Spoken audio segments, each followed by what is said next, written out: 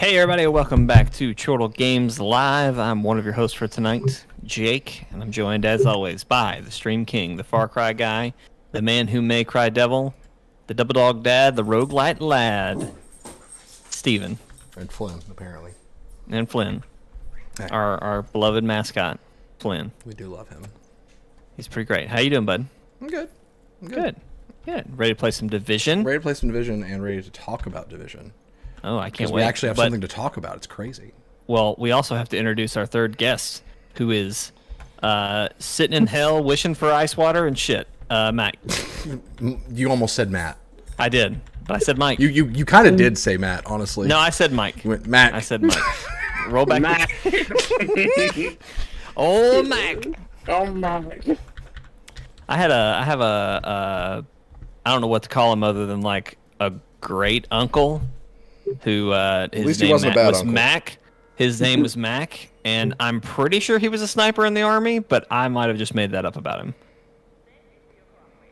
Okay. So there you go. I was in the army, but I wasn't a sniper, so there's that. There you go. Sorry, I was posting to Discord. We're back. We're playing Division. There was apparently some sort of announcement today, and so Steven was like, Today- hey guys, I don't care what you say. I don't care what your opinions are. They don't matter. We're playing Division tonight. I said all of that. And I said, it's a- but Steven, I don't want to. I want to play Monster Hunter Rise. And you were like, no, Jake. Tonight, we're playing Division. I said, okay. Matt, I know you're not here. We're gonna clip what Jake just said. Did he wanted to play Monster Hunter Rise? I Yes. heard it too. It happened. You heard me wrong. Jake, it's literally here. No, you heard me wrong. But I don't know how I'll use that clip, but I will. We're going to do some control points in Southwest real quick, just to see if we can get Mike a pistol he's been trying to get, and then we'll work on Manhunt. So go to Liberty's Call Safe House. As funny as it would be if I was just like, too bad my game crashed, as like a joke, my game did crash, so I'll be back. It'd be like that. It do be like that sometimes. do I was hoping be you'd like say. that. I was hoping you'd be like, I don't know, mean somehow, like go along with the bit and be like, well, you know what, Jake? Let's just play. Like I don't know, whatever that. I was gonna be like, too bad my game. I just quit the game. Like it was gonna be. I was gonna just be a real confrontational. Monster Hunter Rise. I was like, all right, guys, I'll catch you on the next one. Get you on the next one. If Mike wasn't here, I would have actually called your bluff and been like, well, you know, we don't need to play Division to talk about Division. Let's go talk about Division while playing Monster Hunter Rise. Look, I'm so glad you're here, Mike. Mike, I'm so glad you're here. Oh well, actually, guys, the Phoenix Suns are about to play, so I'm gonna hop off. No, don't leave me. Don't leave me. Oh, I already told Steven that I'll be watching that game while the stream is occurring. I'm okay with that. Granted, it's not for another hour. By the way, so. what's up, Austin? I don't know if I said hi or if Hey, Steven Austin. said hi. Hello, Austin. I meant to, and then Jake's game crashed, and so it threw me off. It threw you off your game. Well, I had the epiphany this morning in the shower, Mike, that our stream has really just become what it was always meant to be, which is basically we're just playing games and there just happens to be a mic and a camera, you know, Yeah. and a feed going to the internet, you know. We've gotten back to that instead of trying to, you know, I don't know. Did we ever try to be relevant? You know, I don't know that we did, but like, I think feel we like just got any- better at having fun. I think, yeah. The credibility of this all went downhill when the frogs came into play. The frogs. You never said, mind. Mike, you said that was the funniest thing that's ever happened on content, Dude. so I don't want to hear about Yes, it was the funniest, but that doesn't give you credibility. it. It was the best and worst thing that will ever happen. on this show. Absolutely. It's our whole. And Jake wept What's up? for he had no more jokes left to conquer. What's up, your boy? Yes, we do remember you. You've come back a few times, usually with a different name and a different picture, but welcome back. All right, I gotta rejoin your game, Steven, so I'm coming. We're waiting to attack the control point with you. Oh, you're waiting on me? Yeah. Aw. Oh wait, are we being hoodie boys? Let's go hoodies. I got my fedora. I can't.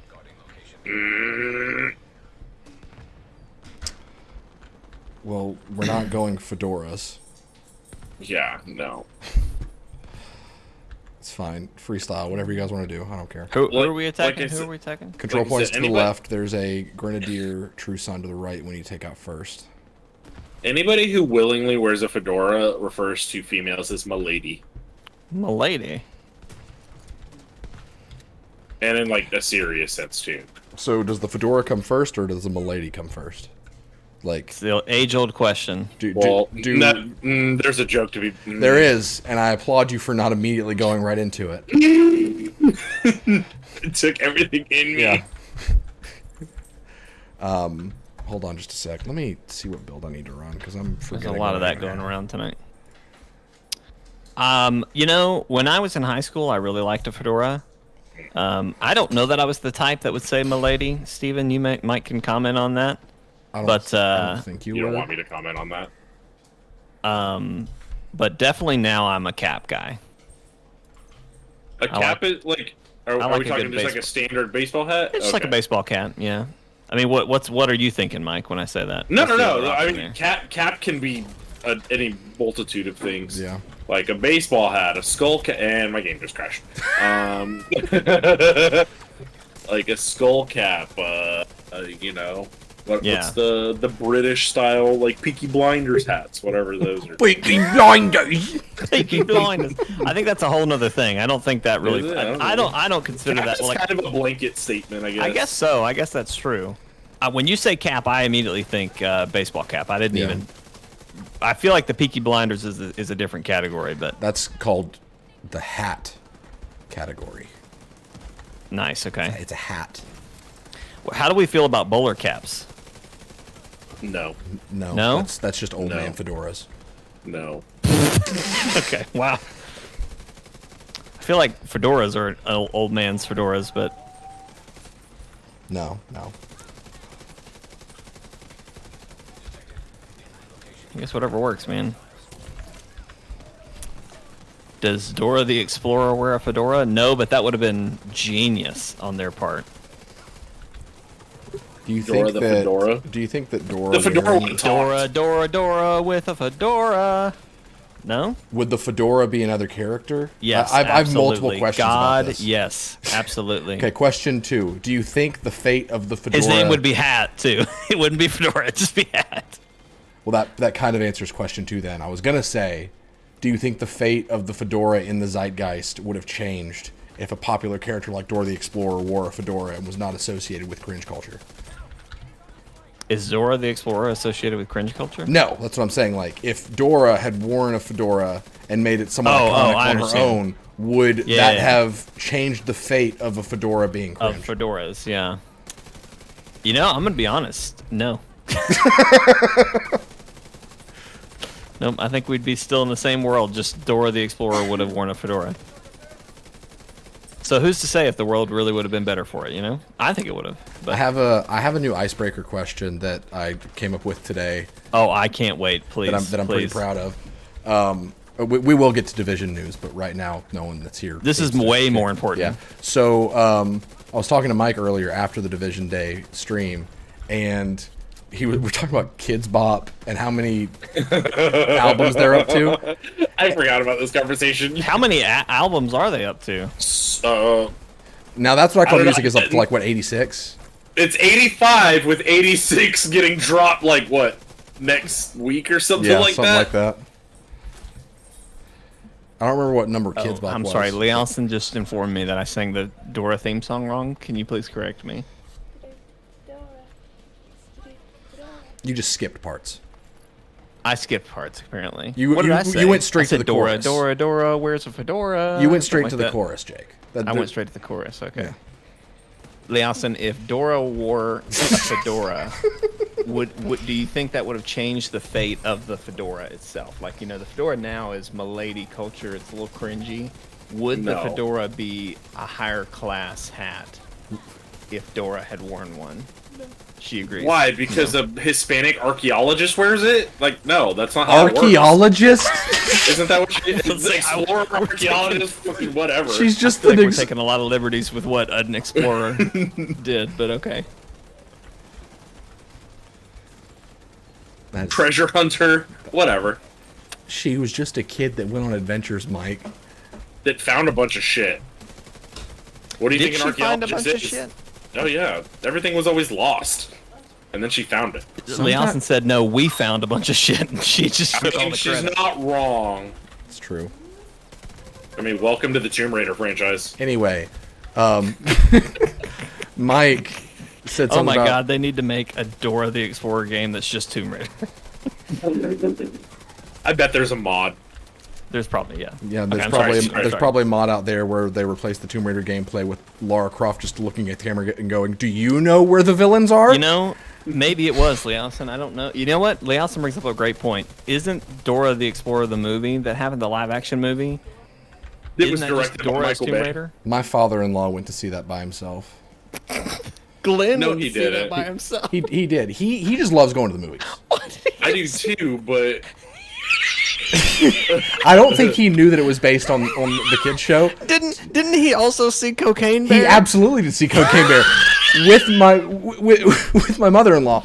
They will go one together. For context, people don't understand. Anna's father is like one of the just like best people ever. When you think of Teddy just bear incarnate. when you think bear of incarnate. like an kind old man. a kind old man that's retired. He Yes. really like He is the really likes kindest- letters. He likes He cars. cares so He's much, precious. and he is precious. He But is. to think of him going to see Cocaine Bear So- is just so funny. So there was a saying, and I promise I'll wrap around to what I was saying initially.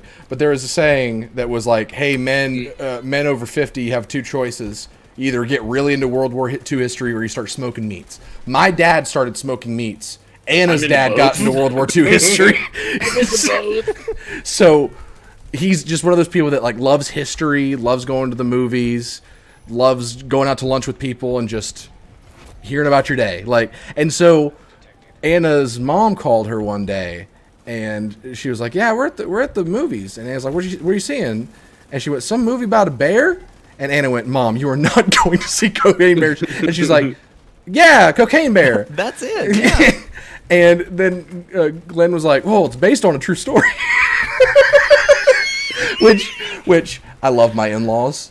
Oh my god. That is the most like Oh, if I was okay. yeah, he just let you die. But that's just like if you knew him and you heard he went to see Cocaine Bear, your first guess would be because he heard it was based on a true story. Because he loves those kinds My of guess movies. is that it was an accident. Like, No, honestly, no. I think when you first told me, I was like, did they mean to? Did they end up in the wrong theater? No, like, how did this happen? they meant to do it. They didn't know what they were getting themselves into, though. Glenn had just heard that it was based on a true story. Because he loves historical fiction and historical, like he's that kind of guy. dude, R.I.P. But the way Ray Liotta dies in that movie is fucking hilarious. I didn't even know he was in that movie. Yeah, bro. He's the coke dealer. Huh.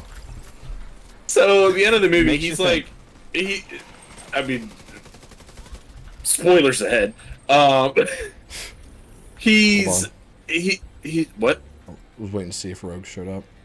Oh, We're good. so he's trying to the baby bears, the cubs, excuse me, have the duffel bag of cocaine. What's left of the cocaine, and so he's like kicking them, trying to get this duffel bag of coke back, and Mama Bear swipes at him and pretty much disembowels him.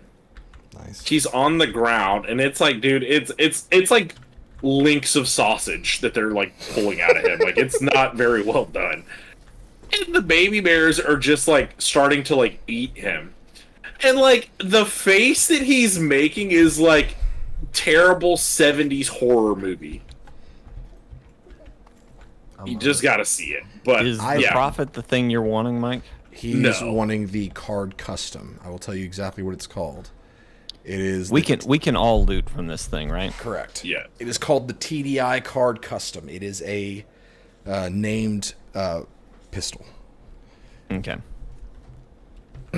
But anyway, let me play the do the mental gymnastics of figuring out where I was saying something and how we got. I think you should just start over with Division. you came up with a great new icebreaker. Okay, the icebreaker. So Mike was talking about Kids Bop, and we were just having a conversation about how many of those albums there are. And so I, on the spot, came up with the icebreaker question. And at first I said Spider-Man No Way Home, but now I've decided, like, when you meet somebody, if you a question you can do to get to know them, Jake. If there was a Into the Jake-verse movie, what are the 5 versions of Jake that would be in that movie? What a great fucking icebreaker And question. so the way I got to that was a version of me. Please stop. A version of me in another universe is the guy they got to rewrite Kids Bop lyrics to be friendly. And he was like, "Can you see it?" And I'm like, "Unfortunately, yes. I 1,000% see like somehow Steven's able to turn the song WAP into like a kid-friendly version. I don't know how he did it, but he did it." Want a popsicle?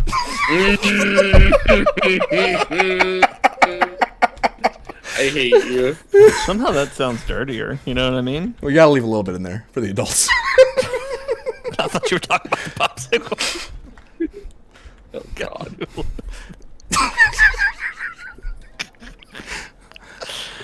Oh man. Oh man. Oh man.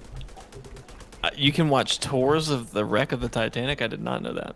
I'm thinking about mine now, Steven. Yeah. And I know right off the bat, one of them would be a like a wildlife person. I would be Steve Irwin. Okay. Hey, I got Dr. Home. Robert Irwin and I would be buds, and Steve would still dude. be alive. And I would be No, be I respect his that. right hand man. You know what I mean? I caught in that reality. I became a wildlife conservationist. you and caught I the caught stingray stingray's mid- bolt. Yeah, I caught it with my hand and saved Steve Irwin's life. And that's the one of the multiverses that exists is me with me. Can I piggyback off of that? Please. Alternate universe. I'm a stingray hunter. So Jake catches Same the thing. stingray and then Steve- hands it to you. You stab it and put it in a cage. No. Different multiverses. Different I multiverses. just- But no, Steve is same alive in multiverse. both. But of those them. are there are 16 million, they're 50,605 however many universes. In 2 of them, Steve Irwin lived. In 1 of them, it's because Mike killed the stingray, and the other one's because Jake stopped the stingray. Yeah, Yes, you gotta, exactly. gotta let people know out here that Steve Irwin still got shooters. Stop. Where are you guys? Have I talked about how every time I see a stingray and I'm with Asher, I have to really hold back like any hate towards stingrays. I have to every time I see one, I want to be like, that's the thing. That's the fucker that killed Steve Irwin. It's what I want to I feel do like every time. there's a meme there where you just the caption is white people whenever they see a stingray and the picture is the Arthur fist. That's great. Like, as terrible as it is. Are you at a different control point? Steven? Yes, Where I are had you? moved on. I thought you guys were with me. I've been standing around waiting for instruction. Follow. If you look around and you don't see my name, find my name. In another multiverse. In another multiverse, Steven, there's a lot of particles coming out of this trash can right here. Is this supposed to be? This is turning into That's just a Talladega fire. Nights. That's just a fire. Never mind. Sorry, it looked real weird. My for my me. baby Jesus is the like. Is that what you're talking about? Jesus. And So a in another- tuxedo shirt because it says I'm formal, All right, but I'm here to something, party. something is up with my graphics card because you see these little bonfires that are out here. Yeah. They look like fucking fireworks are coming out of them. Yeah, Like, they are. it's got a little bit of that on my end as well. They are popping off. Okay, If you get closer, multiverse number 2 Public execution? We going to? is Nah. It's right here. It's right here. No, okay. nah, they is don't a go. Jake that went and is now a Broadway star. Okay. I wrote Hamilton.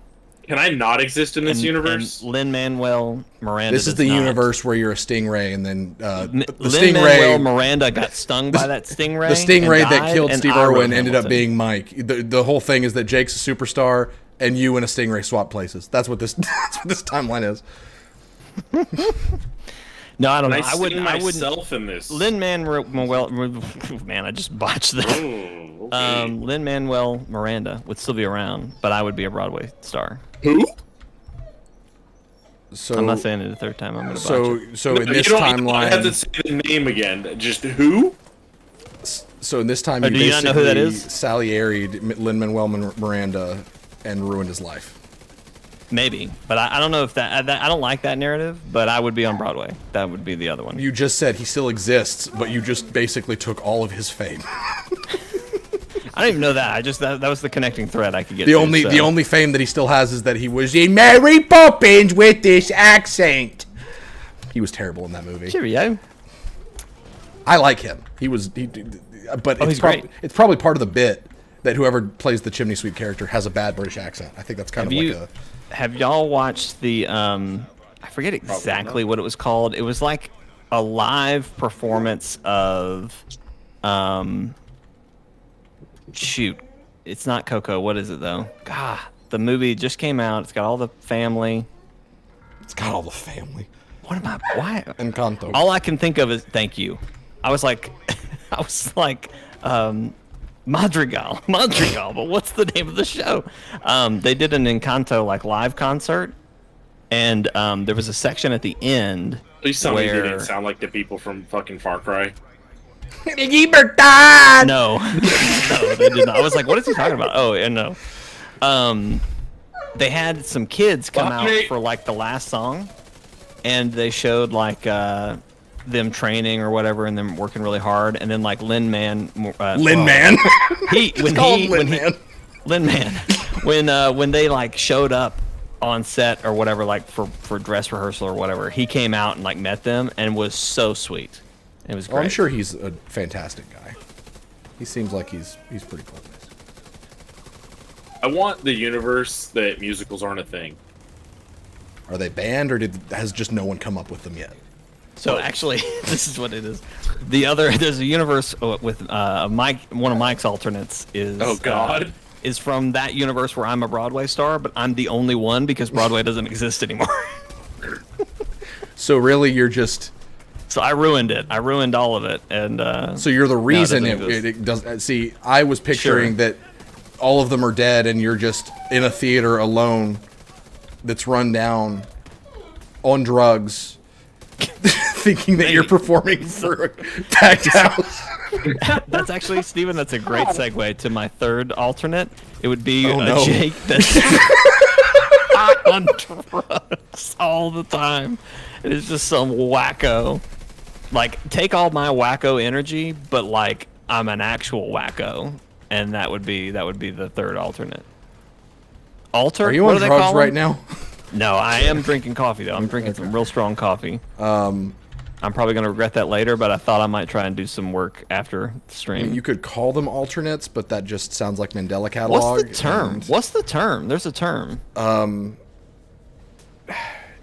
Loki would say variants. That's what it was. I refuse to acknowledge anything that Loki did, but it is a good word for it. I'm just gonna. The garbage people are here. I'm just gonna. There's another version of Steven in another timeline where I came up with variants and Loki never existed. It's my happiest timeline. I thought you were gonna say there's an alter of Steven who hated the Marvel Cinematic Universe from the get-go, and now he's just like really proud of himself. Like, I told you guys. Uh-oh, here we go. You got him going. I didn't want to start something. I didn't want to start something. I was gonna say there's probably a version of me that's a lot happier that actually doesn't hate everything, but then I thought about it and I was like, no, it's too core to me. It's kind of like every Peter Parker has suffered like some great loss. That's Steven. Steven's always a little negative. Liking things is my Uncle Ben. At some point, I lost it. No. Man. Jesus fuck, that's the funniest. Man, how many am up to so far? We're what, 20 minutes into this? I love it when we have good content in the first 20 minutes, because then it's like, wow, people might actually see that. We are going to talk about Division, but we're having a hot streak right now. So Gotta let the dice roll while they're hot. I think you're I'm at up to 5, three. but one of them's a drug addict. That No. I've got Jake Irwin. Jake. I don't like that. I mean, what do you want to call him? I don't. You know what? Go with what you feel. It's your universe. This is your answer. You've got Jake, the wildlife conservationist who saved Steve Irwin and is now part of the Irwin family. So Wait, you're, so did you adopt it, or did you like marry Mindy, or did you marry Bindi, Mindy? real close. Bindi, real close. Did you marry her and take her last name? Did you like? That's what I was gonna very- say until y'all didn't like that I said Dora, Irwin, you- so I was like, oh, well, maybe we'll back off that. I mean, if you have the chance to take the Irwin name, you take it. I mean, that's Yeah, what I'm saying. that's a fair But point. Mike had a pretty negative reaction to that, so it kind of spooked me a little bit. So I'm just saying it's. anyway, we've got that Jake. We've got the Broadway star Jake. We've got Coked out of his mind. Jake. coked out of his mind Jake.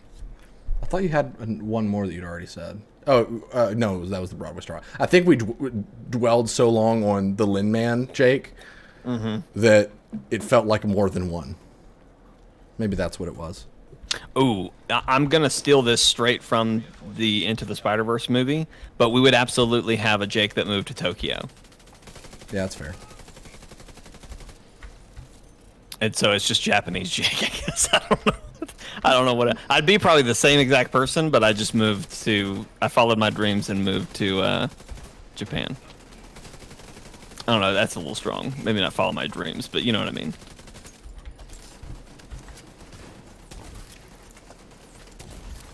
Oh, I forgot I got Diamondback out of my exotic cache.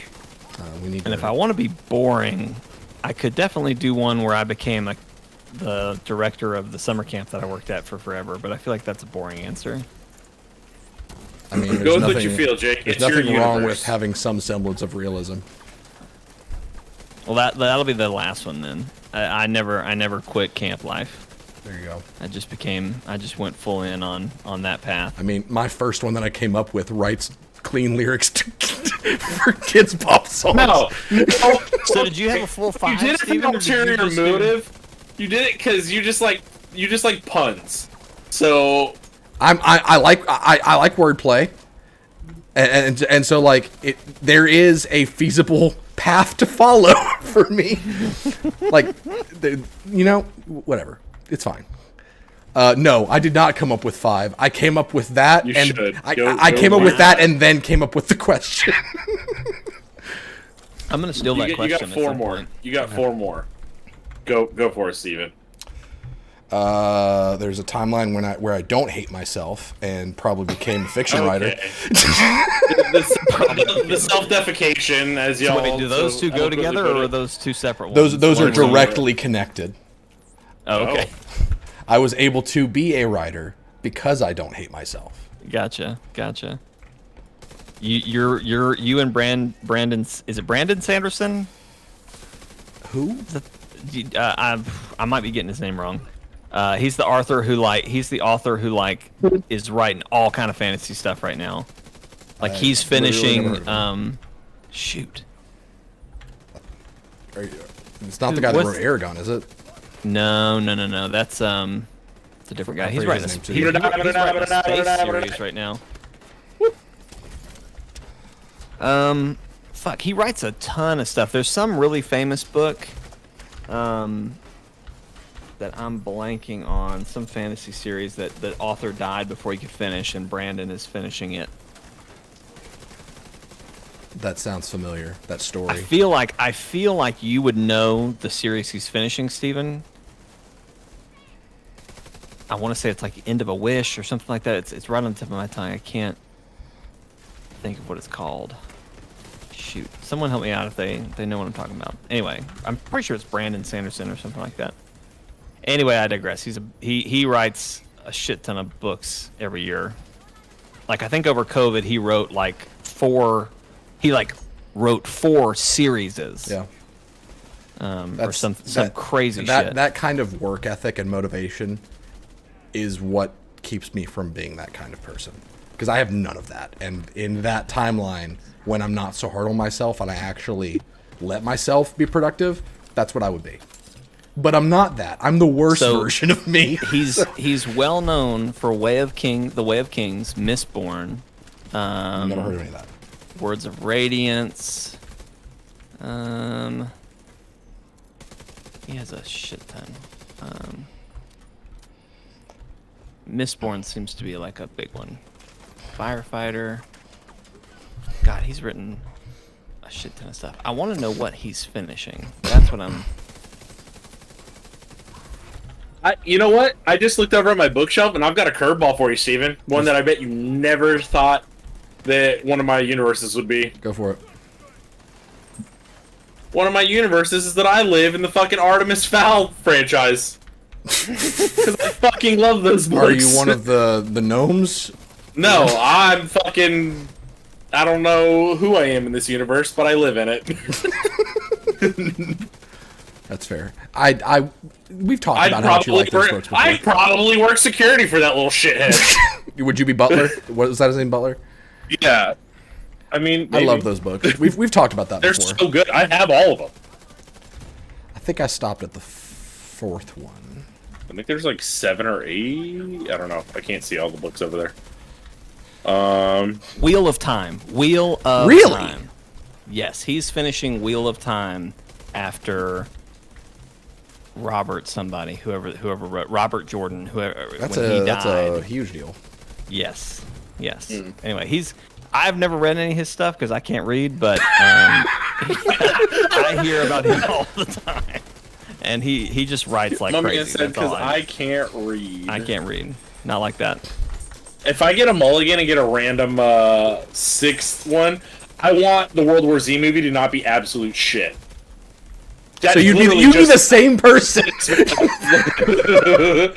So in Into the Mic verse, Into the Mic verse, there's a version of you that's wearing the exact same clothes as you are, and you're like, what's your deal?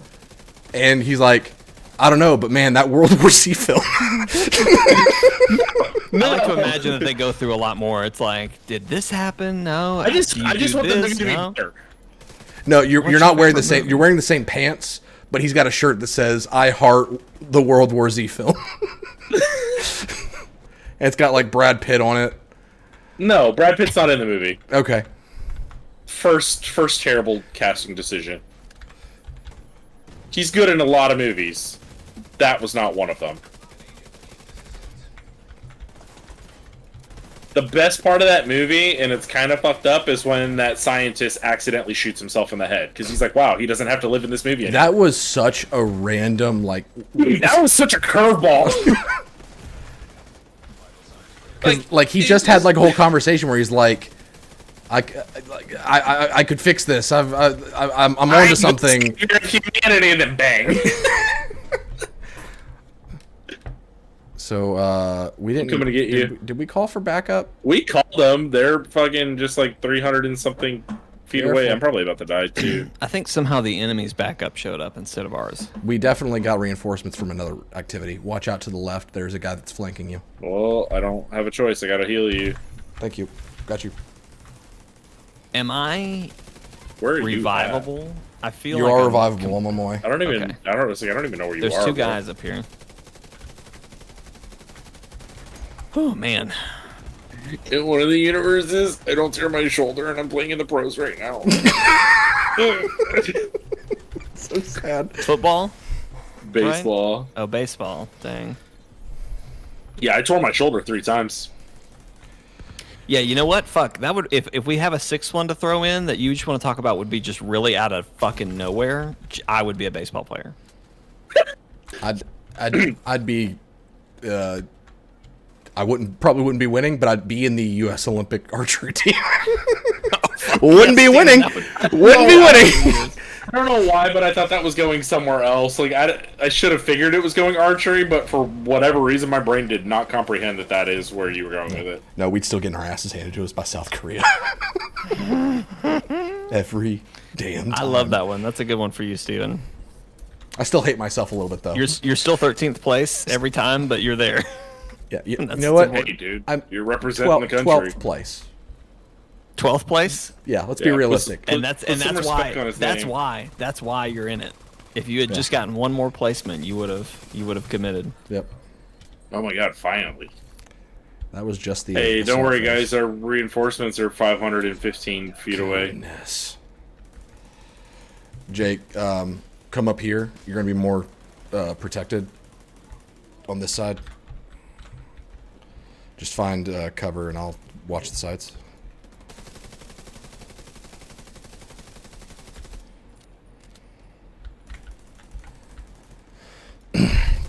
I'm definitely a therapist in one of my timelines.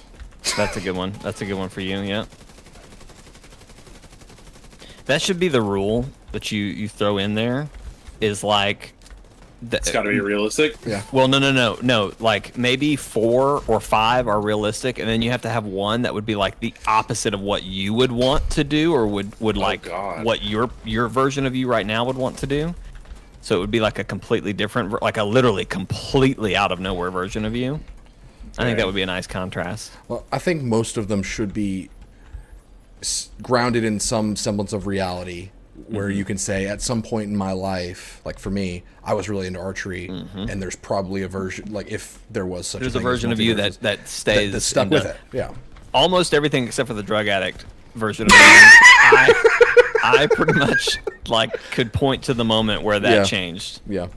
The camp stuff, like I literally, I remember I you had- were really I- into that. I had Are you a into whole. Broadway? I really like Broadway. Like me and Lee Allison used to go. If I'm in New York, I'm going to see a Broadway play.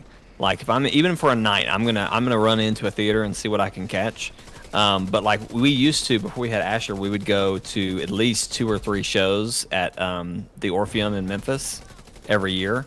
And I've always loved like acting and stuff, come but this I've way. just I've never had an opportunity to, other than at summer camps. Okay. So, because like I've never had like a school play or anything like that that I could be a part of. What is it my you school like about just never acting? did that. I don't know. It's like I like being goofy, like being on stage. Not even goofy, just And that's like not a pretending pandering to be- question. That's like a legitimate inquiry. Yeah, no, I mean, I don't know.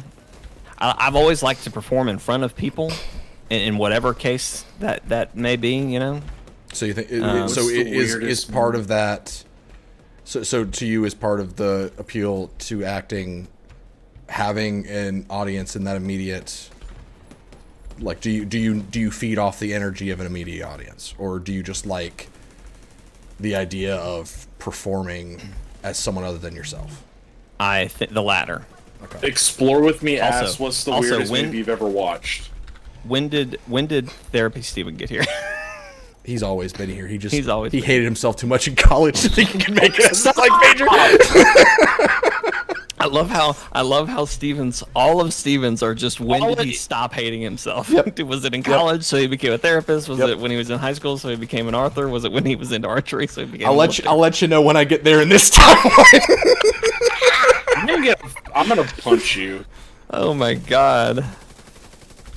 But yeah, like I said, explore with me. Ask what your favorite movie was, or what? Excuse me. Weirdest What's the movie, weirdest yeah. movie you've ever watched? Yeah, I was trying to see how we could segue into that, but I was just like, this has just been too good of a time. So the multiverse question, standing question. God. It's a standing question. If we need to come back to it, we can. Also, we really should talk about the division at some point. We'll get there. Because it is a lot of really cool stuff. I'm very excited. But so regarding weirdest movie, how do you like? What are you looking for here? Just Is it like mindfuck or just like? like that was strange, or wow, What's a that movie that you watched and thought, dang, I should have been high for that? Oh, I know the exact movie, and I doubt either of you have ever watched it. Try me. Brendan Fraser's Monkey Bone. I know Nope. I know that movie. I know that movie. I have not seen it, but I know it. Dude, that movie is just like, I don't even know how to fucking describe it. It's like remember Looney Think Tunes the Back in worst Action, acid- which also had think- Brendan Fraser. Think the worst acid trip you've ever been on while watching Who Framed Roger Rabbit. Yeah, it's because it's like that's a good one. But throw in, like a monkey, like stuffed animal that is sentient. Yeah, it's a weird one. it's weird, dude. Definitely weirdest movie. Hands down. I forget the name. I want to say it was called At the End of the World, but it was that movie that was like all the music from it was music from like the Beatles. I know what what movie that's you're called? talking about. I'm gonna try to look it up real quick. It was either Edge of the World, End of the World, something like that. No, something Tomorrow, because they named it after one of their songs. Was it the Beatles though? Yeah, it's the Beatles. Or are you talking about Pink Floyd's The Wall? No. Pink Floyd's The Wall is weird. I Yesterday. don't consider that a You're movie. thinking of Yesterday, Mike. Across Yeah. the Universe is what I'm talking about. Oh yeah, Yesterday's the one where all the Beatles music doesn't exist. He wakes up in a universe where Yeah, the that's Beatles what I never thought you were happened, but talking he about. remembers Yeah. all the songs. No. Yes. Across the Universe is like Rogues? it's a normal movie. It's gross. Is it Rogues? No, I like while I was opening up my inventory, I thought I saw enemy markers appear, so I was like, oh no, Rogues, but I think we're good. Oh, Rogues. Yeah. I thought you said gross. Was like, is it gross? I don't remember it being like gross, but no, it's like a normal movie, but like all of the songs are songs from the Beatles. Like Hey Jude, I remember being a big one. I think like the main character's name is Jude or something like that. No, super Anyway, it's a unpopular little bit opinion. of a wacky movie. But as I'm watching the trailer, it actually doesn't look that wacky. But I remember seeing it and thinking, man, if I did drugs, this would be one to What's go your back super to. unpopular opinion, Mike? Beatles are overrated as I fuck. 100% agree. I Like, don't get me wrong, their music's good, and I appreciate what they did for the course of music, but their music is overrated as fuck. It is. I've never been a fan.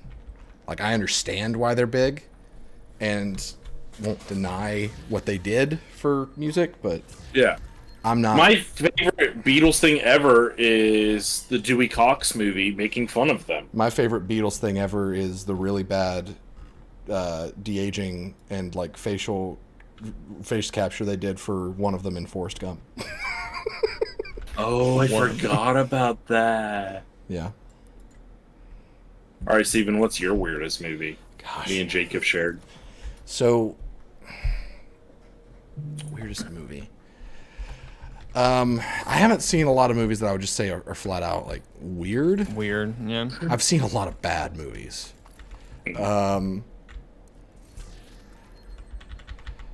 I feel like there's an easy answer, but I just need to like I'm going Yeah. my brain is going on is cycling through all the movies I've seen and it's trying to figure out.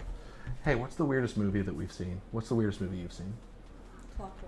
Clockwork Orange, says Anna, and I Dude, okay, that is Yeah. up there. yeah. You know, hold on. Actually, while we're on the subject of that, I hate it, but they're doing a remake. Any But see, the thing is, that movie's all about shock factor. It is. I don't think you can make the same movie in 2023. No. Here's another unpopular opinion. Stanley Kubrick is not a very good filmmaker. I mean, neither does Michael Bay has had like a good movie. While we're on the subject of directors and stuff, M. Night Shyamalan fell off a cliff, and I don't think he'll ever climb back to the top of it. When did he Are fall? you off talking the cliff? like physically or as a director? As a director. Dang, I was hoping it was physically. Holy crap, Jake! sorry. It was too good. It was I mean, too well set up. His early movies were incredible. Yeah. He and really then- did fall off the Like, cliff. dude, is a great way you to know, describe it. Sixth Sense, one of the greatest, like, I don't know if you want to call it a horror movie or whatever, but like It's a- suspense, I guess. Yeah, thriller. One of the greatest, one of the greatest twists ever. Like, nobody saw that shit coming. And then, you know, he had The Village, The Others, Signs, like all these great movies. Yeah. And then he's like, "Hey, let's pull out Lady in the Water." You didn't even. And oh then- god. You didn't even bring up Unbreakable. Oh well, I was getting there. Okay. Yeah, and then so you know he Anna's like giving pumped out. me the nod right now. She likes Ma. We'll call him Ma. She calls him M. I call him Ma. But yeah, so I mean, She he, likes like, him or she doesn't like She does. him? She likes him. I like some of his work, but Yeah. then, like I said, he made like Lady in the Water, and then it was like, oh, That was okay, awful. well this is taking a weird turn. And then I don't remember what the next one. Oh, fucking The Happening, Mark Wahlberg tree hugger movie. What? No. Yeah, and then like that happened, and then he came out with I gotta run to the restaurant. Back. Glass, or not Glass. Glass was after, or was it? I don't know. It was after. Glass was the end of the trilogy. What was the second one? Yes, that's what I'm trying to think. The second in the Glass trilogy. With James McAvoy playing Split. like 87 different. Yeah, Split. All right, I'll be right back. And then the fact that at the end of that movie, it's like, oh shit, this ties into that world. It's like, okay, maybe he's back. And then he makes Glass, which was also a really great ending to that trilogy. And then he just made what is it? Knock at the Cabin. And that was not a good movie. I can't believe, Mike, that you skipped over his greatest transgression. Oh, Avatar? Avatar: The Last Airbender. So, okay, I have never watched the anime, so I didn't find it nearly as appalling as everybody else.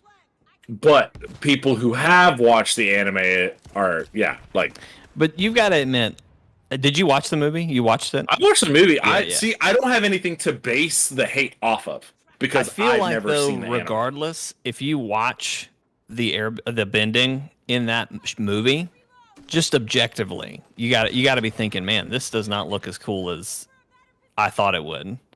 Well, I mean, like I said, I also have nothing to base it off of. I guess that's true. I guess that would be hard to walk in on. Like me, I'm just like, okay, this guy's flailing his hands around. Yeah. Whereas, like, someone who's seen it, they're like, oh, he's supposed to do this exact hand gesture for this to do this and this to do that. And, like, I'm like, I don't know any of that. Like, Yeah, that pretty much, he was, for me, he was fine. And then he did that. And it was just like, oof, now I don't like you. I actively am against you in everything you'll ever do. And he hasn't done anything yet to just like to bring him back. Like kind of like you said, it's just been downer or meh movie since like a Lady in the Lake or whatever it was. So I don't know. He's one. He really has fallen off. I thought Knock at the Cabin was going to be his big comeback. see, and that's what I thought, dude, because, like, I've been on, like, this super crazy, like, horror kick lately, like, and I'm, like, watching the trailers, and I was so hyped up for it. Like, dude, this is going to be so good. Like, I mean, Dave Bautista isn't Bautista? He's not an incredible actor by any means, but the movies he's been in have been sneaky good. Like, even, like, there was, like, this, like, straight to Netflix movie. I think it was called Brunswick. And I don't know if you've seen it or anything. Is that the one where he's like I forget exactly what he is, but he's like a spy or a government agent or something? No. And he babysits the girl or something? No. So Brunswick, have you ever watched Handmaid's Tale? No, it's on my list. But do you know the concept though? Yeah. Okay, so think that concept, like this, like, but not like the whole, like, maids and stuff like that. Right. It's this, like, small group wants to take control of the United States and, like, pretty much form a new government and blah, yada yada. So they try to take out this place in like, they try to go block by block in Brunswick, New York, and, like, it's pretty much like them it's like an inner city, and, like, they're trying to, like, fight their way out. And, like, Dave Bautista is, like, this, like, grizzled war veteran who's trying to get what's her name, Brittany Snow. He's like trying to get her to safety. It's a really good movie. What movie? What's up? What movie is that? Brunswick. I think it's called Brunswick. I'm not familiar. But yeah, I digress. But Knock in the Cabin, like, dude, you saw the entire movie playing out. Like, you could have called it like 5 minutes into the movie. Well, something that I was thinking of, and I literally had this thought, but I didn't have time to, like, think it through, so I could be completely wrong in saying this, but I feel like gut reaction is that Shyamalan is at his best when there's not a twist, or that the twist is that there wasn't, like, that what they were telling you straight the whole time, like Signs with it being aliens, or Unbreakable with him Shyamalan's- having the powers the whole time, like all that stuff. Shyamalan's greatest movies are the ones with twists. His best movie ever is Sixth Sense, and like I said, that is one of the greatest twists in thriller history. Have you ever seen the? Have you ever watched The Village? I know about The Village. I've heard very mixed things about it. Village was a great twist. Nobody saw that shit coming. Well, the movie though, yeah, is it good? Because like, the movie's good. 'cause my impression of Shyamalan, and again, I could be wrong, is that out of the movies I've seen of his, the better ones are the ones where the twist is that there isn't a twist, with the Sixth Sense being the exception. Because that is how he got the reputation for being the twist guy. Have you ever seen Others Which one is with that? Nicole Kidman? I don't know that one by name. The Others. Okay, so All I'll say about the twist before you go, Mike, is Yes. that Avatar: The Last Airbender was a straight up arrow, and it still fucking sucks, so I don't. I was talking about it being straight as an arrow. They couldn't even pronounce his name right. That was a pretty big twist. well, that's what like me and It was Jake were as just straight as an talking about arrow. An arrow, like an Australian arrow. Arrow. that. But no, so the Others, it's like I don't know, like it's like colonial Britain, and they live in this big Fast travel mansion, to and me, by the way. yeah, and they think that they're being haunted. And it goes through this whole movie, like they call in like a media, and they're trying to figure it out, blah blah blah blah blah. Come to find out at the end of the movie, and it was a twist that nobody fucking saw coming. They're the ghosts. Nicole Kidman drowned the kids, or like killed them somehow, and then killed herself, but nobody knew. And so the people that they thought were haunting It them, just sounds like Sixth are Sense with extra actually- steps. yeah, but there's a lot more steps to Yeah. it. But yeah, super great movie. sounds interesting. And, yeah, dude, it's a super good movie. Where are you guys? Just go to social and select fast travel to our names. By the way, I googled weirdest movies just to see if there were any on those lists that I had Monkey seen. Bone is up Out at there, you. isn't it? It wasn't. Really? Rubber. That's mine. Oh, the Killer Tire The movie. Killer Tire. Yes. That That one's not even Yeah. a movie. That one's just like satire on the film industry. You know what else is like a really weird movie? What? Fucking Jake Gyllenhaal's Bubble Boy. I forget 5 minutes after I'm reminded every time that Jake Gyllenhaal was Bubble Boy. Yeah. All right, Steven, you said to me, go to social and then select our name. Yep. All it's doing is like invite you to group. Yeah, you can't fast travel from there. You gotta go to the map. You can do it from the group management. Well, yeah, I see the now that you say that, I see the fast travel button and it's grayed out. Are you doing something? You might. Yeah, we're in combat. Maybe that's what it is. Let's kill the name, Mike, and then move on. Working on it. But my gut reaction when you asked weirdest movie they've ever seen was to mention a series. Coming for you. Devilman Crybaby is the weirdest piece of Oh, visual man. fiction I've ever consumed. That's a good one. That's a really good one. And people like it. Like What is it? Devilman Crybaby. Devilman Crybaby. It's an anime. That one. Oh, Very, okay. very strange. It actually, funnily enough, it was the first one that I saw that was like in. It's got a very, I would say, unique What? art style. Would you agree Unique with doesn't that, Steven? mean good. And I'm not saying that's But a yes, it's positive unique. of it.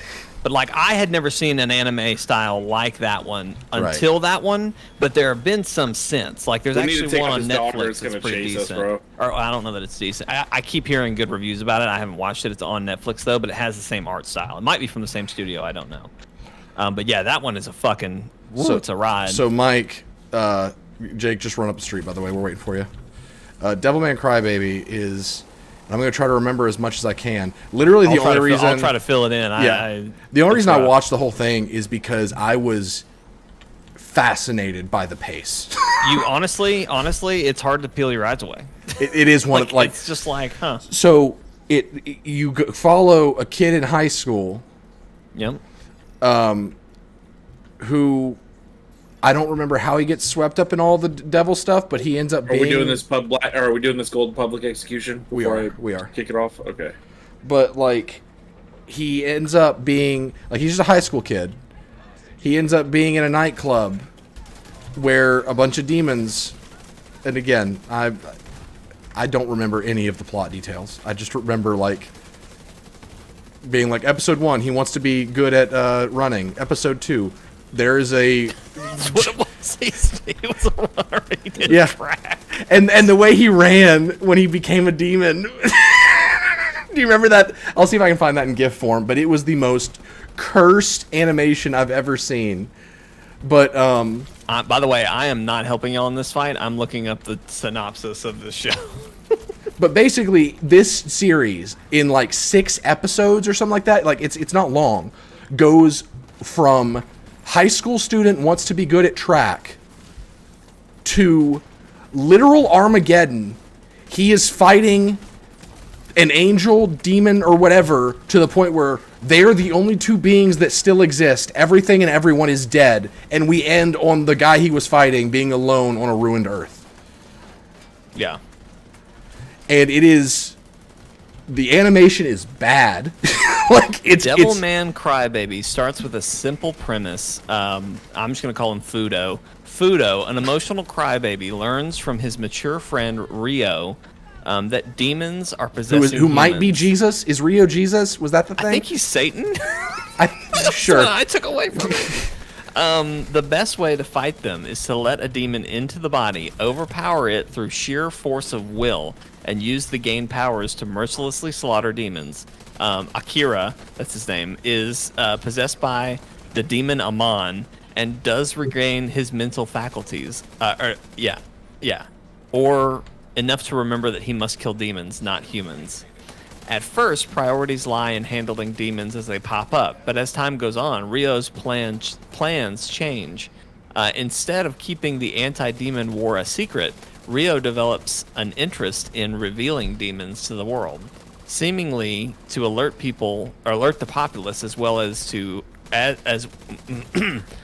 as well as turn on Acura.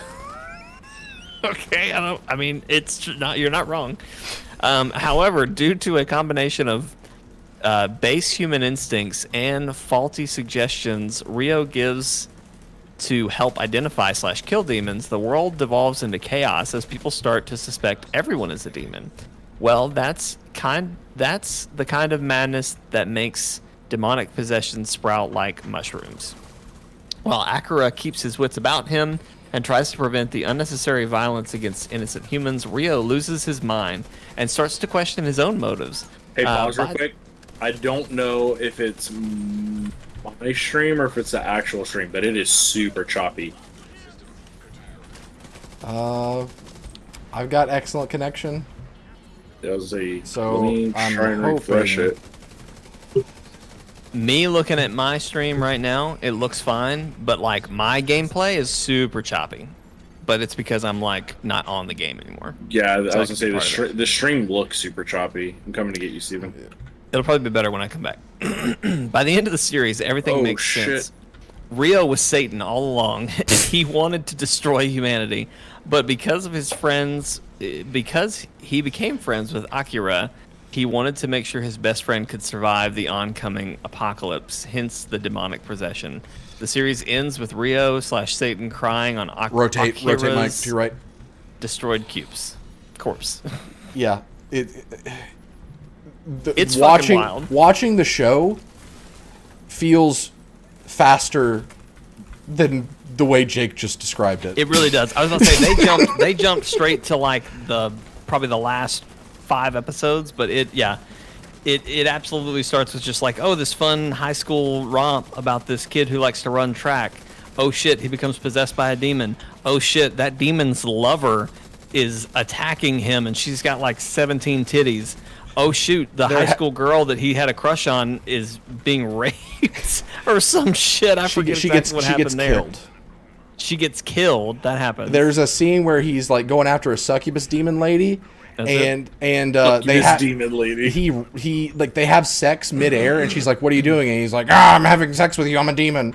and so it's a fight scene of just him, like she's trying to get away and he's just humping her midair. This is an anime on Netflix. Wait, the Akira was doing that? The crybaby, because he was in demon form. okay. Yeah. He was fucking the high school girlfriend? No. The demon, succubus. the succubus lady. Okay. All right, sorry. She may have been 17 titties later. I don't know. I don't remember the 17 So titties. much happening right now. And This is what it's like to watch it this is. show. And there's the scene when they're in the club, like at the end of episode 1. There is a mental image that I cannot get out of my brain. Like it's up there, and I wish it wasn't, because all of the people in the nightclub turn into demons, and there is this shot of this bottom torso of a woman. Of course, there are no pants, just bare ass. Right, of course. And It's a club. It's a club, bare ass. She's got like a guy like in her foot, like holding it like a bird Wait, I'm or sorry, something. I'm sorry. Back that. I will not further explain. Basically, her legs spread apart into a giant mouth, and she grows wings, and she flies away with the guy. Also, right. like she's like the size of a building. Like, don't watch it. Don't watch it. Yeah, I have honestly, until you mentioned it just now, I had put that show so deep, so far in a recess of my mind that I honestly, like, I'm surprised we've talked about it as much as we have, because I don't remember anything from that show. I only think about it whenever, like, because you guys saying, "Oh yeah, what's the weirdest thing?" So thank you, your bro. I blame you. You brought this upon us. But like, only in conversations like that do I remember it. It's just like, oh no. Can I tell you the anime I'm watching right now to fill the hole that My Hero Academia has left inside of me? Sure. It's Black Clover. Oh, you're which watching people- Black Clover. I have finally locked in and committed to watching. I think I'm into season 2. The way I've described that is, it's My Hero if instead of superpowers it was magic, and I almost said Bakugan. Bakugo was the main character instead of Midoriya. Yes. And I love that. What I love about listening and watching English dubs of things is that it's the same 10 people, that are in every that do all the voices. It's like, and my who's favorite Steve Lin thing gonna be is in this just anime? like, but yeah, my favorite thing is just like, oh look, in my head canon, it's just alternate realities where this is what All Might became. All Might became the leader of the Black Bulls. Yep. And is really intimidating, and Bakugo became this no magic hero. So basically, Mike, and I'll explain this very surface level, just because I think only the premise will you find, at the very least, funny. It's a world where there are like mages and mage guilds and everything, and the main character, of course, because it's an anime, doesn't have access to any magic, but of course, because it's an anime, he finds his power elsewhere through sheer force of will. Yeah, he literally, which is the biggest anime trope. His ability, rather than having magic and all these cool spells and everything, is that he can just will into existence a giant sword that he can just beat the shit out of people with. Yeah. For all intents and purposes, his sword can actually cancel all magic, which is kind of the interesting thing about it. But yes, on this, you don't really learn that until a few episodes in, when someone just kind of like offhand says that, and it's like, oh shit, this is a little bit more interesting. It's one of those anime where, like, and I put Naruto in this book because the worst part about Naruto is Naruto, like the character, because he sucks. Like, he breaks all of the rules that make Naruto interesting, which is like the rules of like chakra and different types of jutsu and limits and everything. Naruto just breaks all of that. Mm-hmm. But Naruto as a show is great because it goes through such grueling effort to explain how the combat system works, just for their main character to be like, nah. Yeah, that the show definitely has that same problem, if you want to call it that. I call it problem, but at the same time, like, if the show gives proper attention to its side characters like Naruto did, then it's not a problem. It's just kind of there. I would say this one gives decent, or I would say decent coverage to the other players. And that's the only reason I haven't. I watched like 10 episodes of Black Clover and I enjoyed it, but the reason I stopped was because I did not like the main character at all. I just didn't care. and but I really liked the idea of the world, so I just was like, I'm just gonna wait and see, like, public opinion on this. I am a sucker for that archetype. I'm gonna do this through sheer force of will. Like that trope gets me. What I don't like, and what I've started to pick up on with a lot of anime is, especially if you watch Keep it. up with me if you can. Funnily enough, like usually I'm watching anime all at once. I'm binging it, right? Right. But since ever since I caught up and have been caught up and stayed caught up with My Hero Academia, I'm watching it once a week, sometimes even once every other week. And it's nice to have the refresher of like, oh yeah, that happened last episode. That's great. But when you watch, now I'm noticing when you watch it, Is nobody gonna pick me up? Oh, we you moved down? on. I've been on the ground this whole time. Just respawn. I saw Jesus. you huddled, and then I saw someone shooting at you, and I shot them and killed them, and then I moved away from you, so I didn't realize you had gone down. But anyway, And I can't really like respawn that. on you during combat. Try going to the control point leader. I really like that trope. Yeah. But There's no control point leader. Great. to your point, Stephen, of like, I stopped watching because I don't like the main character, and I don't. Yeah, you just weren't sure. Yeah. Like, I'm getting to the point where it's like, okay, I get it. Like, Yeah. I think My Hero Academia does a better job of at least masking that part of the show of just I'm kinda like, get you, okay, Mike. we get it. You break the system, so you Yeah. always win. And see, that's the thing. My Hero does such a good job with it because Midori isn't that kind of character. He goes against the system in a way, but it's not just. But instead of I break the system so I win, like I play by different rules. It's oh crap. I play by the same rules as everybody else, but I'm starting way behind. Yes, like I have to catch up. It's a character that understands how the world works, but has to catch up with basically learning what his place in that system is.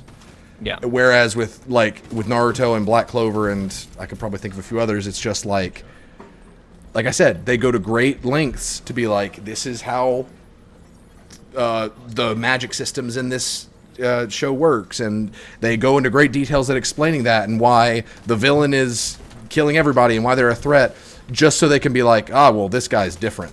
Jake, This guy built different. What? come help. I'm over here fighting this control point. We'll push through. All right, let's go. Run, run, run. Yep, go right. Apparently, they're all running to y'all. Really? They were here. I don't know where they I were. wish you guys I wish you guys followed sports ball more. I would ask you what your top 5 favorite sports movies are. Airbud 1, Airbud 2, No, stop. I don't want to hear it anymore, Jake. Air Buddies, You know what? Airbuds Hey, go to space. Space Buddies? One of my 5 is that no animal sports movies have ever been created. So Okay, none of Radio. like the Airbud or anything. Okay, that's actually a very good movie. Yeah. Yep, like that. That's about all I can. No, I'm just kidding. I could probably come up with more. Let me think. See, the thing is, Mike, I don't like sports, but I had a brother who that was his life. And so I watched many a sport movie to do something with him. You know what I mean? I get that. So let me Dodgeball, true think. underdog story. I've seen Remember the Titans. It's a sports ball movie. It is. I'll allow it. I feel like Jake, Remember we're the both Titans. down. Jake, we're both down. Well, shit, just say something. I was. We Before you are started we reading. are in it right now. Like I don't know what it looks like over where you are, but I'm literally just right next to you guys, having a great time. I'm sipping a latte, smoking a come over doobie. here. Are you actually? No.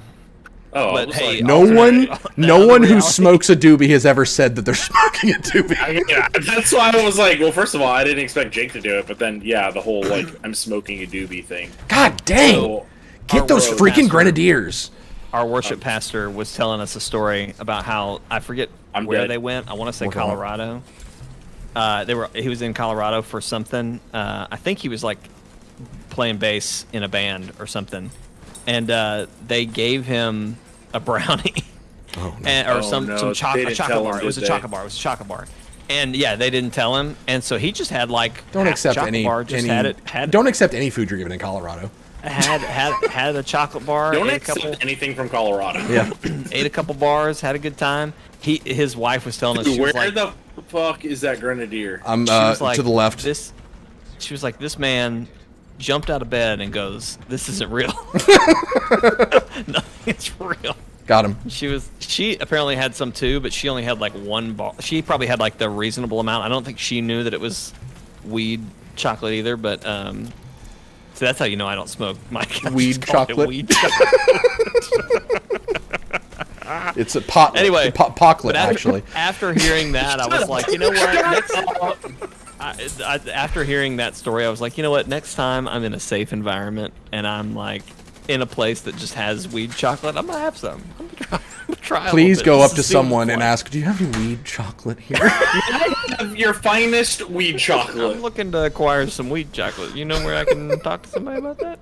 Maybe for extra life. Oh my God. Oh my god, please. Can you Actually. imagine? Can you imagine? $1,000. Oh, Jake man. gets What if completely it baked was- on. Guys, I will donate my entire paycheck. I was gonna say, I for don't guess Steve- is that for Jake legal to- here? I don't guess it's legal here. I don't keep up with the laws. We don't have to say what it is. We can just say they're fun brownies. I mean, he's not wrong. I mean, I'm not partaking, but you Oh, I know. can. I knew there was no chance I'd get you to, but you know, I figured in a safe environment, Steven won't let me hurt myself. You know. I have a feeling that like I'm afraid that when you're inhibited anyway, like drunk or high, Yeah. you become the ninja of hurting yourself. To where like you suddenly become, you know, I like become the ninja of hurting myself. yes, the ninja of hurting yourself. You know how like in a Tom and Jerry like the Tom and Jerry cartoon, the episode where Tom and Jerry team up to save the baby that keeps trying to commit suicide via construction site. Oh, I'm okay. sorry. What? When you say it like that, Yeah, it but sounds you know, way darker. but you than know what it exactly actually what I'm was, talking but I know about. what you mean. Yeah. I know exactly. I feel like that's what it would be like babysitting you when you're high or drunk. I mean, you've done it. You've done it. Not in person? Yeah. Huh? When? Remember the Guardians? Where were the Galaxy's Edge? We went. Where were the Guardians? Remember, I forget the robot's name, the droid's name, Rex maybe. Something DJ like that. Rex? DJ Rex. Yeah. That's it. So- yeah, me and DJ Rex were buds, and then we went. You know to what? Get You Chicken are Guy. right. That did happen, and that just further. That's your point. Proving your point. Thank you for proving my point. Exhibit A. Thank you. Exhibit A. Well, Exhibit B Jake- would be the drunk stream that we did Yes. for Game Awards, Yes. and I just went to sleep. I just went to sleep and threw up. That's all I did. I got real tired and I threw up. Jake. But I've never had weed. You know what I mean? Like I Right. have had alcohol as much as I've ever wanted to have alcohol, and then even beyond that probably with the game awards. But I've never done anything like weed, so I'm curious what that would be like. So anyway. Jake, when the Disney trip that he's referring to. Oh my God, we need to regroup up here. They are Why? attacking from so many sides. It's the dogs. It's the dogs. It's the dogs are everywhere. It's the and Grenadiers they- that are the big issue. The dogs suck, but the Grenadiers are basically one-shot us. If you see a grenade over their head, kill them. Or if you see the like the sonar symbol above their head, kill them. Because those are also a problem. Dogs down. But yeah, the Disney trip that Jake has referred to, we went to Galaxy's Edge at Disney World. He got the fuzzy tauntaun, got a little litty. I had the fuzzy was tauntaun and it's some drink that had whiskey in it. That's all. I was just like, I'm gonna get the fuzzy tauntaun because I've been told that's the drink to get, and then I'm gonna get a whiskey drink that And then a vodka drink, and then Right. And then I think I got a sip of everyone else's too. So I don't know. yeah. I don't remember. Well, no. I had Java Did Lee juice. Allison have something alcoholic? I forget. I think she did. But I don't think you and Anna did. Did Anna Wasn't have she something pregnant at that alcoholic? point? I don't think she was. Maybe she was. Maybe that was that Because trip. that's where we took pictures for you guys to announce. I think that must. Yeah, that tracks. So yeah, she probably didn't have anything alcoholic. Help. Where are you? I can't. Stay there. Just get me. You're moving. But Dogs coming at you. we went to so Jake got tipsy, and we had decided on our That way fuzzy back. tauntaun really sneaks up on you. That's I the. just That's pulled the Holy truth of it. crap! No, I blew I'm myself down. up. We I'm all down. just got wiped. okay, let's spawn on the reinforcements. They're actually like right next to where we were. Oh, the officer's dead. Lovely. So we decided on our way back to the hotel that we wanted Chicken Guy for dinner, which is Guy Fieri's No, chicken we restaurant. decided at the restaurant. Do you remember? Because I asked That's- the waiter. I was like, donkey- "Hey, don- have you the ever been donkey to this sauce. planet called Earth? There's a place called Florida, I'm and sorry. there's a What? I was like, what restaurants are good? And I think at that point we had been looking at Chicken Guy, and I was like, you ever been to this place called Chicken Yeah, Guy? because he told you know about the donkey anything about that? sauce, and you had a conversation about the donkey sauce. That's right. Yeah. But we went to Chicken Guy, which was at Disney Springs, formerly known as Downtown Disney. And so, because we didn't want to park, the plan was Jake and I would go to... I am about to lose my freaking mind.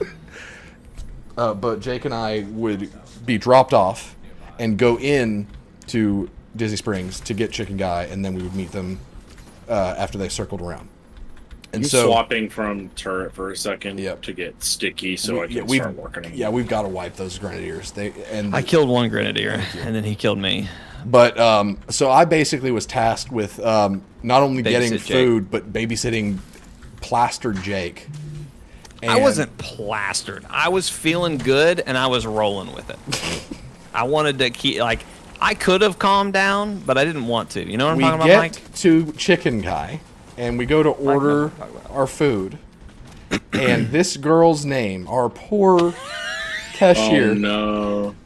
her name, I don't remember what her name was, but I'm just going to, it was something basic like Sarah. Sarah, sure. How did I know you were going to say that? That's like the most common name down here. I feel like I know so many Sarahs, but so let's just pretend that her name was Sarah, and Jake goes just looking at her name tag, and he was like, "I'm just gonna say D'Angelo. This is what we want." No, I was like, so first off, I don't have a lot of great memory of this, but I don't remember my name being that far off. It was like her name was Donna, and I was like, how do you say your name, Donna? D'Angelo? And then she was like, it's Donna, and I was like, okay, great. D'Angelo, this is what we want. Yeah, it was something that In Steven's memory, it was way further off than what it was, but I thought I was. it was bit closer. it was But anyway, far enough off to where she immediately knew that he was drunk. She laughed. She did. got a good chuckle. But yeah, that is true. I have been around Jake. I have felt unsafe for his sake whenever I was. I was gonna say I wasn't trying to hurt you. No, you were just. You were worried about me. It was like I was dealing with a child that had the walking pace of a fully grown man. That's a that I don't know. Never mind. Now that I have a child, that's a really scary thought. Mm-hmm. Well, hearing that, have you guys ever seen the movie Baby Geniuses? Yes. You know the really creepy animatronic baby? That's immediately what my brain went to, and I didn't like that at all. When you said that, my brain went to Big Baby from Toy Story, which I was reminded of. My brain when went Jake to reminded Boss me of Baby. Well, that Boss just Baby shows 2 specifically. That just shows the three mindsets that are Yeah. in this What? stream right now. What a diverse group of people we are. We have so much diversity here. So anyway, the Division 2 had their Division Day live stream Are we today. fine?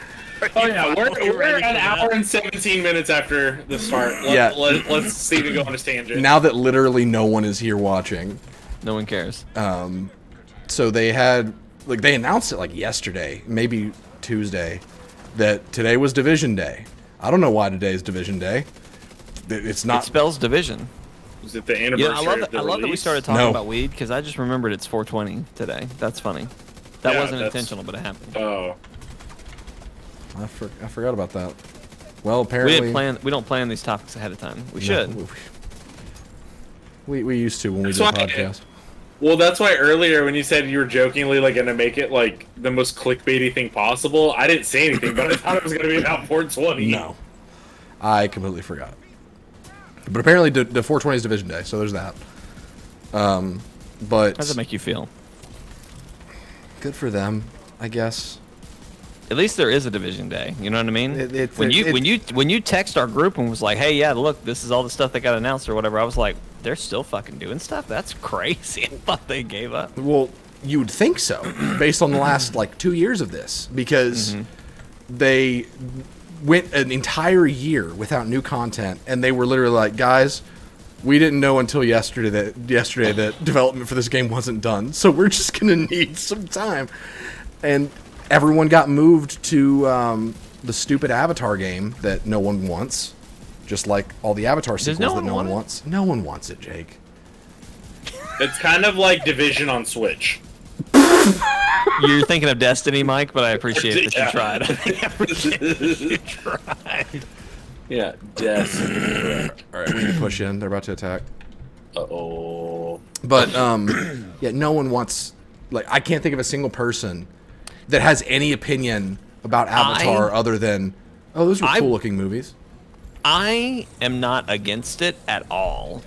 I'm I'm not, not asking for it. I'll get it if it looks good, but I'm not. So sure now, is it like Blue Guy Avatar? Yes, or Blue is Guy, it, Blue Guy okay. Avatar. Yeah. If it was anything last Airbender, you would hear a lot more. Oh, from me. absolutely. It's probably me, but probably Steven too. Absolutely, I love Airbender. Well, also, if it was Last Airbender, it would probably be called that instead of Avatar, right? Yeah. No, I mean it could be. Honestly, it probably wouldn't, just because that was the sub name. Well, And so it would probably have It would be Avatar, Legend of Kyoshi, or something. it would have some shit. subtext to it. Yeah. Okay. But no, like an Avatar video game, I'm not against it. Sure, give it a shot, whatever. But taking away resources from a game that is profitable, needs a large development team to keep it alive, to an Avatar game.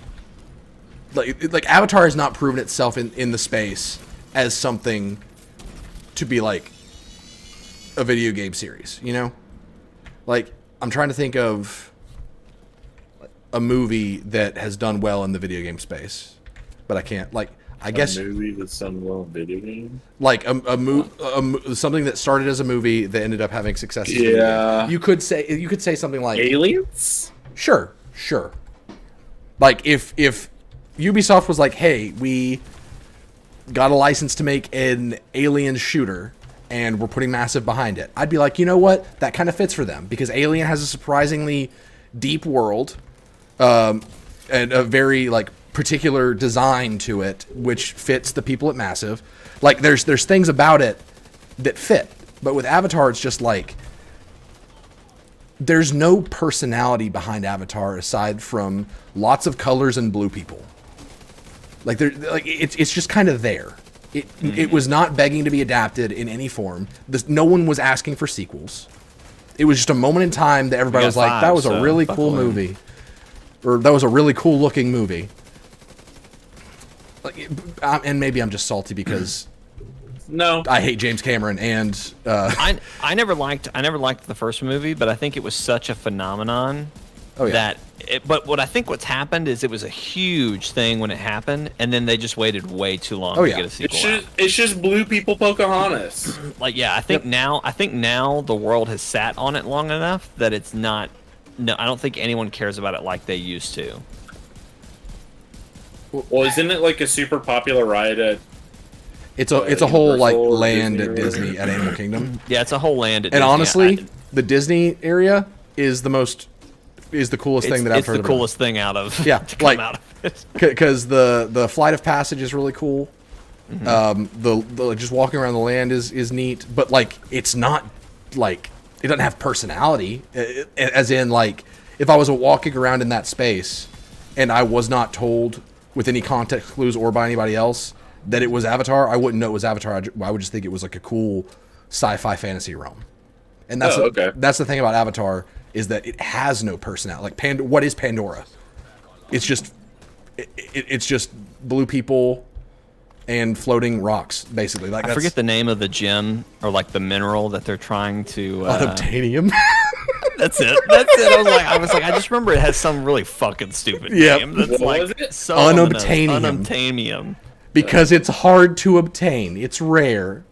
It's so fucking funny. James Doesn't Cameron it come from like these magic whales or some shit? I don't know. I don't know. I listened. You know, I told you, Oh, Steven, you that sack it. Well, I've told you that I listened to a podcast, Steven, where they Steven, recap. look Did I what ruin we it? Poorly. did. I'll fix it. No, keep it. That's all I know about this. All I know about Avatar 2, Way of Water. Yeah, I know nothing about it, and I will not watch it. Oh, I'm not watching it. That's why I James- listened to the review. I was like, sure, James tell me about it. Cameron. You know my my ever changing, like if I had a gun with X bullets and I was in a room, like James Cameron is pretty close to being on that short list. Jesus. Not quite there yet, but Yeah. he's on. He's on. He, the short he list. he should be thankful that Neil Druckmann and Kojima keep making themselves more and more unlikable. Well, So Division 2 had Division Day live stream. And it was like a 17-minute showcase where they talked about the state of this current game, as well as the mobile game that's coming out, and Heartland, which is... talk about X-Defiant at all? No. Are you going to make me talk about Focus. X-Defiant? No, I'm not. I'm focusing the named. Okay, thank you. There is a Grenadier that's giving me issues. Or is it no, it's a Grenadier. Back left. But anyway, which we can talk about X-Defiant. It's in No. I was joking. I knew you hated it, so I had to bring it It's up. in a better place than it was based on everything I've seen, but it's still like, what is like? Why even? They took away the Tom Clancy. That was like, you know what? This is a big move. Good job, guys. I was going to say, I feel like that was the best thing they could have done for Absolutely. it. Because as I understand it, there's a Watch Dogs group that's going to come eventually. Libertad is in there. There you go.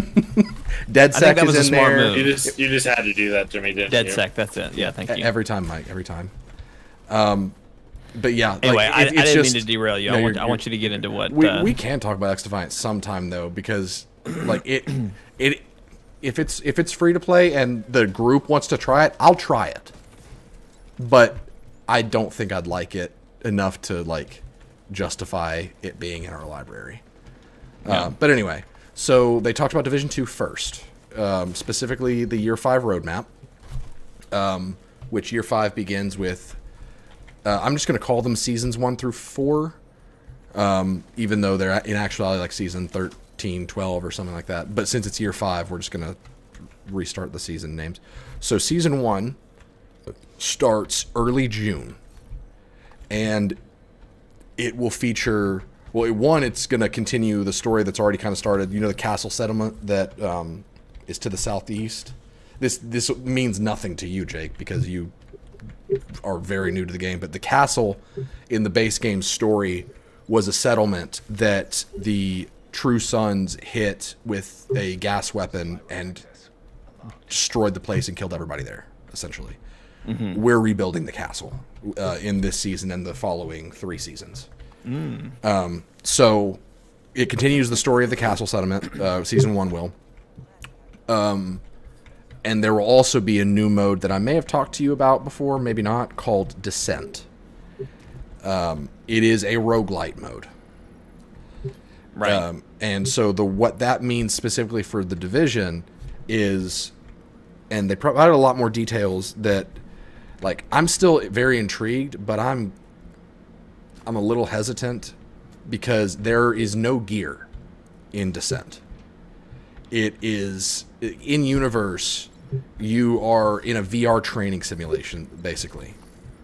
So it's going to be like a video game inside of the video game, that whole kind of deal. So you go in and you start with nothing. And when they say start with nothing, I don't know if that means you start with a basic gun or you just start with a pistol. I don't know, because they said there's no gear drops, and that includes weapons. There's no weapon drops and no ammo. But your progression is instead through talents. So, like, upgrades. So the progression is going to work different in this, in a way to where you're not bound to like a talent on a backpack, talent on a chest piece, talent on a weapon, all that kind of stuff. It's all attached to your character. So in theory, you can make a much more powerful character in this mode, but it's all restricted to that mode, and it works kind of by different rules. So, like I said, it's a roguelite mode. It could be fun. That could be fun. I'm looking forward to trying like a good roguelite about We around do. here. And the PTS for that starts tomorrow, which, if you don't know what a PTS is, that is a public test server, which essentially means anyone who has access to the game only on PC can download a version of the game tomorrow that specifically is for testing new content that they've added to it, just so they can do like preemptive bug fixes and get player feedback and all that kind of stuff. So I'm trying to keep an eye out for the patch notes for that PTS, because to me it's like, cool, I could try descent mode, but also, is the new gear going to be in the PTS? Because if it is, that's the only thing I care about, because then I get to do early build crafting. But they haven't posted patch notes yet. We need to go west to Ivy Tunnel, by the way. But anyway, that's Descent. That comes out in early June. And then after that, Season 2 is going to be continuing the castle story again, but it's going to also include an incursion, which in Division 1, incursions were... Because this was before Division was ruined by the existence of Destiny. And by that, I mean Division 1 was far enough along by the time Destiny came out that they hadn't started trying to make Division into Destiny. So it very much had its own identity and knew what it was. So incursions are Division 1's version of a raid. But it's entirely combat focused, and like it's all about teamwork and combat performance. You don't need communication really at all outside of like working together as a team. It doesn't have any of that white mechanic bull crap. Like, it's just a difficult combat mission, which I love. And they were really fun in Division 1. And so them saying, yeah, there's an incursion where you go deal with the cleaners. Everyone's like, oh, shoot, does that mean that we're getting incursions back? And knowing Ubisoft, they forgot they used the word incursion in Division 1, and they're just using it here as a means of saying, you're taking a helicopter and going somewhere. So it's either going to be really cool or really dumb. It's either going to be really cool or it's just going to be there. Yeah. So then Season 3 is back to New York for a holiday event where we will learn more about Keener and the Rogues. We don't know what that means yet. It probably isn't good. Because that just means if they're like revisiting Keener, then they're going to be doing a lot of... I can't say it's retconning. It technically is, but just to get the point further across, they're going to do some maintenance on their story. To where it's like... They're going to be like, oh, we got to keep this going? We actually killed a clone. Yeah, or like, we just learned this thing that's always been a thing about Keener that helps the narrative that we've done because we screwed the pooch with Keener. Fast travel to me. I'm waiting. The pooch got screwed. But Season 4 is where it gets really interesting. We are getting... And this will be probably, according to the timeline, it'll probably be February or March. But knowing the way they do seasons and the fact that they can't really keep to a roadmap schedule, it'll probably get pushed. But let's just say approximately a year from now, Season 4 will drop, and it will contain a new DLC with new main missions, new zones, and a new endgame system. So that means Warlords of New York, the expansion that came out in 2020, which basically made the game better than it's ever been, we're getting another one, which is kind of crazy. Like, of all the things to expect for the Division, I did not expect them to be like, yeah, there's another expansion coming. And I thought it was just going to be in, like, seasonal maintenance mode, all that kind of stuff, where they add a little bit more. But no, like, they are invested in Division 2 again, which is very weird, but I'm here for it. Because I feel like Ubisoft is just like, okay, what's still doing okay? Yeah. Like, what can we maybe build up a little bit more? So I wonder if that's part of why I am waiting for Ubisoft to sell or Yep. get bought. And in that meeting where they're trying to figure out what's doing well, you have that one guy in the back of the room that yells, "Skull and Bones isn't out yet." Man, geez, that's what Suicide Squad and Skull and Bones. I'm just like, guys, just call it, just put it out. Call your losses. Yeah, cut your Or cut your losses. losses, Like, yeah. any more time you spend on this is money you're never gonna earn back. Well, Like, at a certain point, you've put enough time and energy behind a game to where you've basically been given free reign to fix a game's problems. And when you double down on it and you just refuse to cancel, you lose reputation. Like, a lot of it. Right. Because the fact that Ubisoft has doubled down on Skull and Bones, and they've every single time they've delayed, it's been like, okay, well, they've delayed due to feedback, and yet it's the same game every Yeah. time we see its like new current state. Is like, what the hell are you doing? But the prospect of a new expansion for this game has me thrilled, because Warlords of New York, in terms of like an expansion for like a service title, I think Warlords is one of the best that's ever been done. Not because like the content it added as an expansion, because for that it was fine, but because it completely fixed the game as a whole, like the state of the game. Because that's where they added for build crafting, they added the core system. They changed the way a lot of skills worked, the way basically everything worked, to be honest. And that just happened to launch coinciding with the expansion. So that was a great time. And if we're going to get back to that, it's either going to be, wow, this is more great stuff, or they've officially ruined this game and I can leave and not think about it anymore. Because that's what it's going to take, honestly. At this point, they either need to completely screw up what they've got going here and just change this game to its core for the worse, or they just need to stop making content. Those are the only two. Either knock it out of the park or give up, is what Steven is saying. That's what I'm saying. Those are the only things that are going to get me to stop coming back to this game. Yeah. Because this game has such a solid foundation to it and moment-to-moment gameplay that sometimes I do wish they'd screw it up, because then it'd be like, great, then I won't have this like recurring guilt or like sadness knowing that such a good foundation of a game has been ruined by the people that it was handed to. But anyway, so that's what Year 5 is going to look like. Very promising. I'm very excited.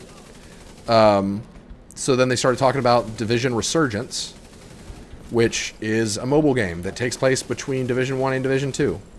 That is all you need to know, because that's all they really told us. I am going to play it. I'm going to at least try it. I'm not a mobile game person, but... So, do they show anything? Like, what's it going to play? It's going to play like The Division. Really? Yeah, like this. Interesting. So, like, you'll want a controller for it. Yes. Now, obviously, there's going to be differences. Right. Like, the maps, obviously, are not going to be as expansive and everything, but... and sure. I say obviously, but then again, we live in a world where Genshin Impact exists, and that game continues to, like, make me question what I think I know about what mobile games are capable of. Yeah, I feel like Genshin and Call of Duty really kind of took those. And But- honestly, Fortnite, too, as much as it's not fair, but... Or not fair, but, like... you know what I mean. Yeah. Anyway. So, I'm going to play that. And it's more content, and it sounds like Well, I'll get to that later. Those would be my final thoughts. So then they moved on to Heartland, and they did like a whole story presentation cutscene where they said Silver Creek about 18 times, because that's where the game takes place. Oh my god! And so we are going to be in like a rural. That's such a weird word to say. Rural part of America. The Heartlands, you The might even say. the Heartlands, Silver Creek, one could say, and probably did 18 times. We're going to be there, and it's going to answer the question of like, we know what happened in bigger cities. We were given support from companies like Sarah, not the person that is the name of every girl that we know, but the CERA, Sarah is an organization. We were given support by them and the division, all this stuff, but what happened to the less populated areas like small town America, all that kind of stuff? That's what Heartlands. Yes, the Heartlands. That's what Division Heartland is going to be about. So we're going to be a division agent that finds their way to the Heartlands, Silver Creek, and we help defend them against oncoming threats. And the gameplay, it's a little fuzzy on how this, because they didn't do a very good job of explaining. I think we need to go to the other side, guys, because we're still defending, aren't we? I had no idea what we were doing, so I was like, "What?" Yeah, follow me. But the way they explained the gameplay very much felt like they were explaining the Dark Zone to people that didn't know what the Dark Zone was. But we've all played the Division before, and we know what the Dark Zone is. So it was like they were leaving out the stuff that makes it different from what we already have. Mm-hmm. So that's what I was just gonna say. It sounds like, in a way, it's almost like Division 3. No. Okay. It's basically them doing. I just think they finally gave up on trying to make the Division a PvP game, and so they decided, why don't we just make a free-to-play spinoff where we put all of our attention towards. Hey, don't hold on! Don't. Yep, I see him. I guess that's the attacking wave, though, that's right in front of us. Yes, I'm waiting for that resource convey to go away before we attack. Otherwise, they're going to get pulled in, and I really don't feel like doing more. Jay, I was about to say, Jay, get down. But so, and honestly, I'm okay with it. If Heartland, if what they need to finally get their balancing shit sorted out, where they stop punishing PvE players for what PvP players are doing in the Dark Zone, then more power to them. Yeah, I guess so. I missed that. So it's a PvP focused game. So the way it's going to work is, and this is where I'm kind of using my own impression of certain stuff, because they just kept saying PvEVP with survival elements, and they used a lot of buzzwords, and they were kind of vague on certain things. But during the day, you and your squad are able to scavenge and look for, like, do objective stuff and whatever. And basically, it's a day-night cycle. When it gets to nighttime, more aggressive enemies and PvP interactions are introduced. So everyone can be rogue at night. So during, and I don't know if that means that you're sharing the same space. Mike, whenever you're ready, you start this thing. Just tell me when, and I'll throw the turret. But I don't know if that means you're sharing the same space with other players until night, or if, like, when it gets to be nighttime, there's like a cutscene or something, and then suddenly everyone's loaded into a public area. I don't know how that's going to work. But there are survival elements where you'll have to, like, fight off dehydration. You'll have to keep up with your supplies. It's very Tarkov, where before you deploy out into Silver Creek, you kind of pick what you're bringing in your go bag. So if you are expecting to deal with more contaminated areas, in your go bag you'll put more gas filters than you normally would. Or if you are going somewhere where you don't think there's a lot of water, you'll bring more water, stuff like that. So it is a more fleshed out version of the Dark Zone, featuring, like, including features that people wanted in the first division that didn't make the cut, such as hunger and thirst and stuff like that. It sounds interesting. I will try it. But it's PvP focused. But honestly, I would totally. You sound like they're trying to make you eat broccoli. It's like, I will try it, but I don't have to like it. I would totally engage in the Dark Zone a lot more if the PvP wasn't completely busted. And by that, I mean every player that you run in there has spent enough time on Reddit to know what the cheat code is to just win every fight. So it's like they don't balance the right things. It's not fun. Whenever you shoot another player, they don't take any damage because they're running some BS broken thing. They can kill you with one bullet from a wet paper towel launcher. Like, it's stupid. Oh, they came in from where we defended originally. Of course. Mike, pull back. Hold on, there's one that's running, and Okay. I don't feel like it bugging out and him going and Yeah. running somewhere. But if the Dark Zone was super normalized, where everything worked off of like kits that you couldn't cheat with, I would do Dark Zone a lot. I would actually engage in PvP because the Dark Zone is a brilliant idea. dropping back to you. Okay.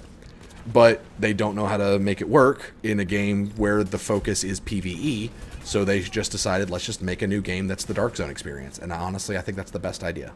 Yeah, that's a great plan. So, my theory, and I'm just saying this now just so that if this ends up being the case, I'll have even more evidence for why the team working on this game should just hire me to come up with all of their ideas. My theory is that since we know there is a story expansion coming next year, I'm thinking that that expansion is going to take us to the Heartlands or Silver Creek specifically. And it's going to act as a tie-in with... Good Lord, I freaking hate Black Tusk so much. I'm dead. I'm just going to respawn. But I think it could... Or I would think it would be cool if it acted as a tie-in to where they just took the assets from Heartland and dropped it in a purely PvE setting in Division 2 and gave us missions, exploration, all that stuff that we could do outside of the... context game. outside of Heartland's game and outside of the context of PvE VP, so that you can kind of get people who are interested in Heartland over to 2 and get people who are interested in 2 but not in Heartland over to Heartland. And you could also do cross promotions to where if you have that expansion, you get free stuff in Heartland. Like it just seems like a no-brainer because Go ahead. Finish your thought. that saves so much time on development and like creating different assets. And if they want, crap, I'm disrupted. You're good. Yep. But anyway, what were you saying? I was just gonna say, I feel like absolutely, like that's a no-brainer. Such an easy way to just cross-promote both games. Yep. But I don't think it'll be quite that like expansive. No. You were almost describing like basically, I want to play. I want to have a version of Heartlands that's just PvE. And I doubt it'll be that much, but I do. It totally makes sense for them to go to the Heartlands and essentially have some stuff there. Well, essentially, what I'm saying is like not even make it like a PvE version of Heartlands, like the mechanics that make Heartlands unique, like the survival and the day-night cycle and all that stuff. That would be restricted to Heartlands. But what I think is that they could just drop the assets and the map and everything from that into this, and make some key missions at specific areas, basically use the PvE campaign of a Heartlands expansion for Division 2 as a means of you being able to explore the maps and get to know them strategically without even having to play the game. Yeah, that would be nice. It just seems like, and I know it's like it's not that simple, but it seems like it would save on a lot of issues. You would think at the very least the two teams, like there's probably 2 teams working on it. But well, Red Storm is working on Heartland, which is like I wouldn't be as intrigued. I got you. I wouldn't be as intrigued with Heartland if Red Storm wasn't working on it. What the heck? They are basically they're the guys that were the head developers of Tom Clancy games when Tom Clancy games were legit. I thought you were gonna say when Tom Clancy was alive. Oh, Well, hey, yeah, don't forget when Tom Clancy was alive. Sam. Oh yeah, Sam Fisher's possibly going to be in Division 2 because he's a multiversal being at this point. That's the best they could come up with. Yeah, but it's weird because he's going to be in the Descent mode, kind of, but it's his Rainbow Six Siege version. But you can get an outfit that's not his Rainbow Six Siege version. So why is his Siege version in Descent? It makes no sense. Don't ask questions. But and they did a cool thing that I really appreciated, being someone that's always loved the lore of Division 2. They wrapped up the entire stream by tossing it to NGN, which is, Bife for Destiny. Mm-hmm. NGN is Division's Bife. So they brought in a fan creator to give a story recap of all the events that have happened from the beginning of Division 1 and to where we are now, including events that take place in the spin-off games. So basically it was like a timeline that shows how everything connects. That's cool. And I thought that was really neat that he got to do that, because he has been carrying that game's lore on his back. But anyway. What were you saying earlier that I said that'll be my final thoughts? I can't remember. What are you thinking? What's your thoughts on all that? Me? Yes. Oh, I couldn't care less. Excellent. No, I'm just kidding. Heartland sounds interesting. It seems like there will be melee weapons in Heartland as well. Oh, I do like any bows? Rogues. No, I said any bows. I think I hear rogues. Yep. Ah! No, probably not. Dang.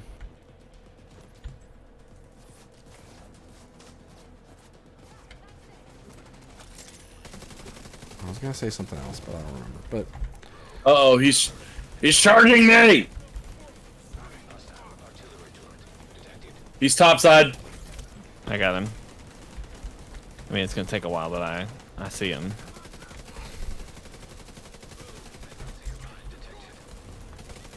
oh, and Heartlands will be class-based. Oh, that's interesting. Get out of the way! Get out of the way! Get out of the way! Sticky! Sorry, when I rolled the first time, I didn't know you were there. Which, interestingly enough, of course there's a turret there. One on the right side. He's almost dead. Mike, I'm crawling to you. He's dead. He's dead. He's dead. He's dead. He's dead. But interestingly enough, the three classes in Heartlands are, I think, weapons expert, survivalist, and medic. Correct. And that's a really weird class trio. Because survivalist... And they're not the regular... Like, they play differently Right. than in base game. Because survivalist is my favorite spec in this game. That's the one that comes with the crossbow. And they are very much the medic. But in this, they're recon, which is also a specialization in this game that they could have just used.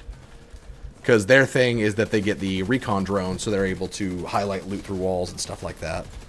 And then weapons expert They just get turret, crafts right? weapons? They get turret, I No, think. they craft weapons. Oh yeah, they can craft weapons and they can craft a weapon turret. Yes, I think. I know they get the turret. I don't know about... Yeah. Everyone may be able to craft weapons, because I don't remember. They said something about crafting a turret, so maybe that's where... I don't know. They get a turret. Which is like, yeah, that makes sense. But I don't know how I feel about classes being defined by one skill. Because that's, like, I'm curious what, like, if there's going to be any kind of, like, build crafting in Heartland. Probably not, but honestly, probably for the best. Because, like I said, build crafting breaks the Dark Zone. Because people just love to hang out on Reddit and ask the internet to trivialize the game that they supposedly love playing. Oh my god, I'm getting whooped up. Thank you. Yep. Watch out for those drones. Bombardier and otherwise.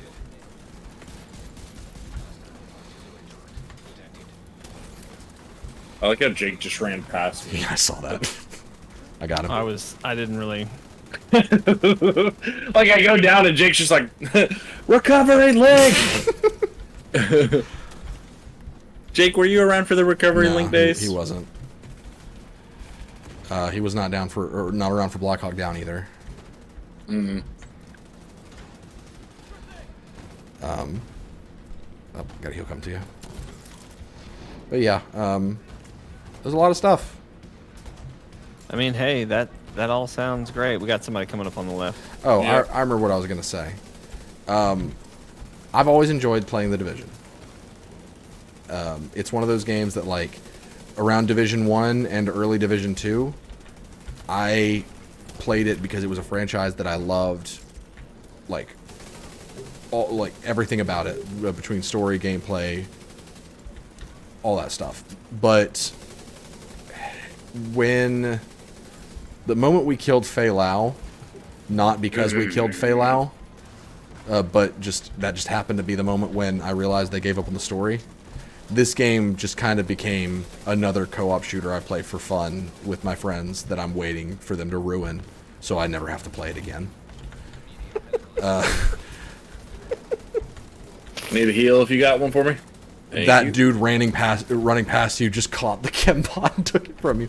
But this stream they did today was the first time since Warlords I felt either, whether you want to call it effort or intent. It's the first time I felt that from them in 3 years. So, take that for what you will. That's a good sign. Let's hope so. Yeah, my whole thing is just I'm real wary of anything Ubisoft is touching right now. Oh yeah. Just because. Except for Assassin's Creed, which I'm, You know, I'm wary of it, I'm- but like, it's almost like they've turned a leaf. Just, Well, it's kind of similar to what you just talked about with Division. It's like they got a lot. They've talked a lot, and I like a lot of what they're saying. Yep. But let's see. Yep. Let's see it happen. Let's see it come to fruition, because I just don't know at this point. Right. But like, they're saying the right things now, at least. They're saying the right things. They're saying the right things. Now let's just see them happen. But I really do think they are trying to establish, okay, what are our core IPs, Yep. and really just button those up nice and tidy so they can get a clean sell. Yep. Which is so funny, just because I feel like they fought so hard not to get bought, Yep. and then they just kind of lost all that momentum. What was it, like And I Vivendi think that tried to buy him out or something? I forget who was going for it, but they tried so hard and they won. I mean, they really put in the work and did it. But then I feel like since they did it, quote unquote, they've just lost all momentum. Yep. Like I feel like they just, it's not that they don't care. I just think they've kind of lost what made their game special. And then, like, God, Beyond Good and Evil, that was one of the games I would say that, like, rescued them from the buyout, and it's still not here. How did a that rescue podcast- them from the buyout?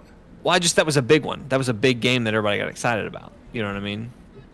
I'm not trying to be a dick or sound like a dick here, but when was the last time anyone got excited for Beyond Good and Evil or thought that it was ever going to actually exist? That was the one, and I hear it here again. That's the one that everybody, like, when you're talking about, okay, what's Ubisoft going to show off this year at E3? And this was years ago at this point. It's such a Last Guardian effect, though. Look, let me back up. No one cares about it now because it's been too long. Right. We waited too long, and it's a joke now. I'm talking about when they first announced it. Everybody was like, "Oh shit, holy fuck, that's gonna be great. That's gonna be cool. That's awesome."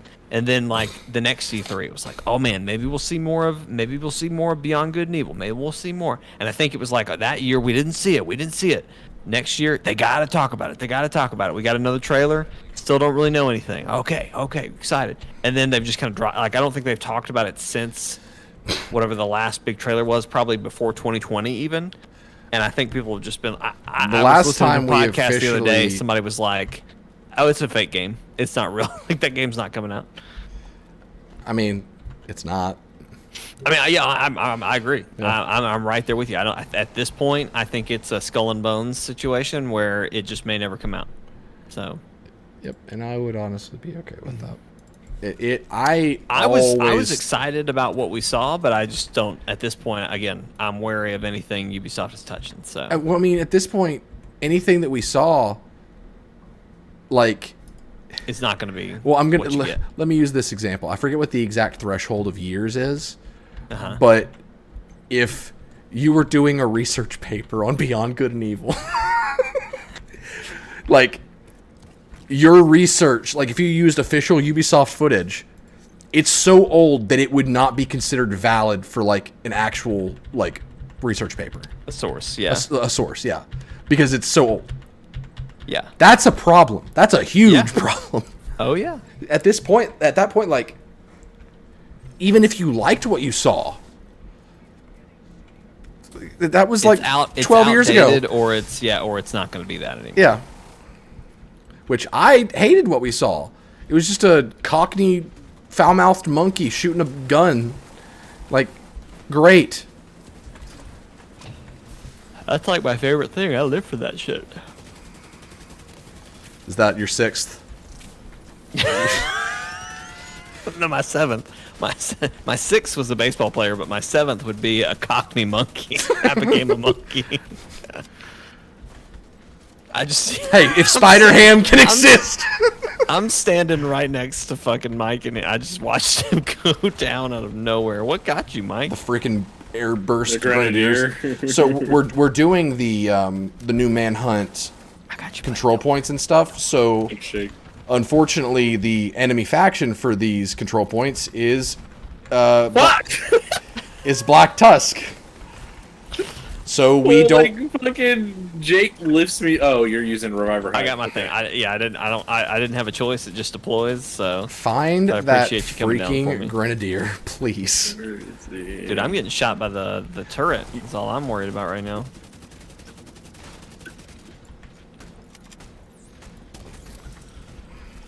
How did I miss that? What? This dude fucking invincible or something? You might be hitting the minigun rather than him. I'm hitting his head straight as day. Hit the grenadier to the left on the scaffolding. That's what we need to kill.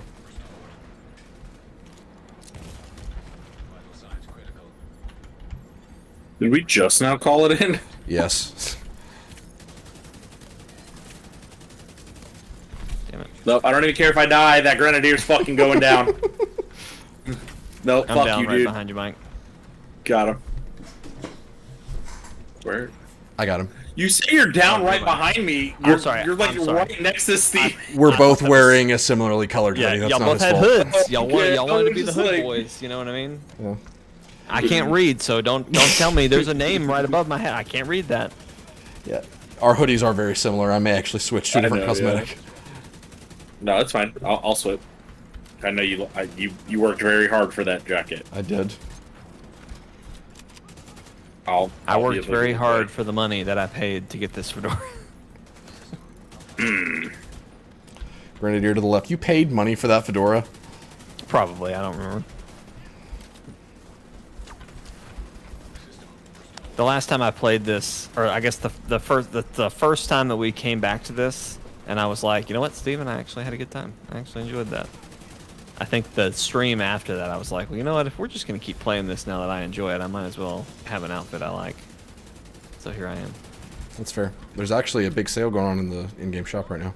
Oh, I should check that out. Actually, no, I don't know that. Have they added anything new? No, but there is a Resident Evil apparel event that they're recycling that's starting Tuesday. I might check that out. We'll see. Not a big Resident Evil fan, I but just if it looks I just cool, want the Leon Kennedy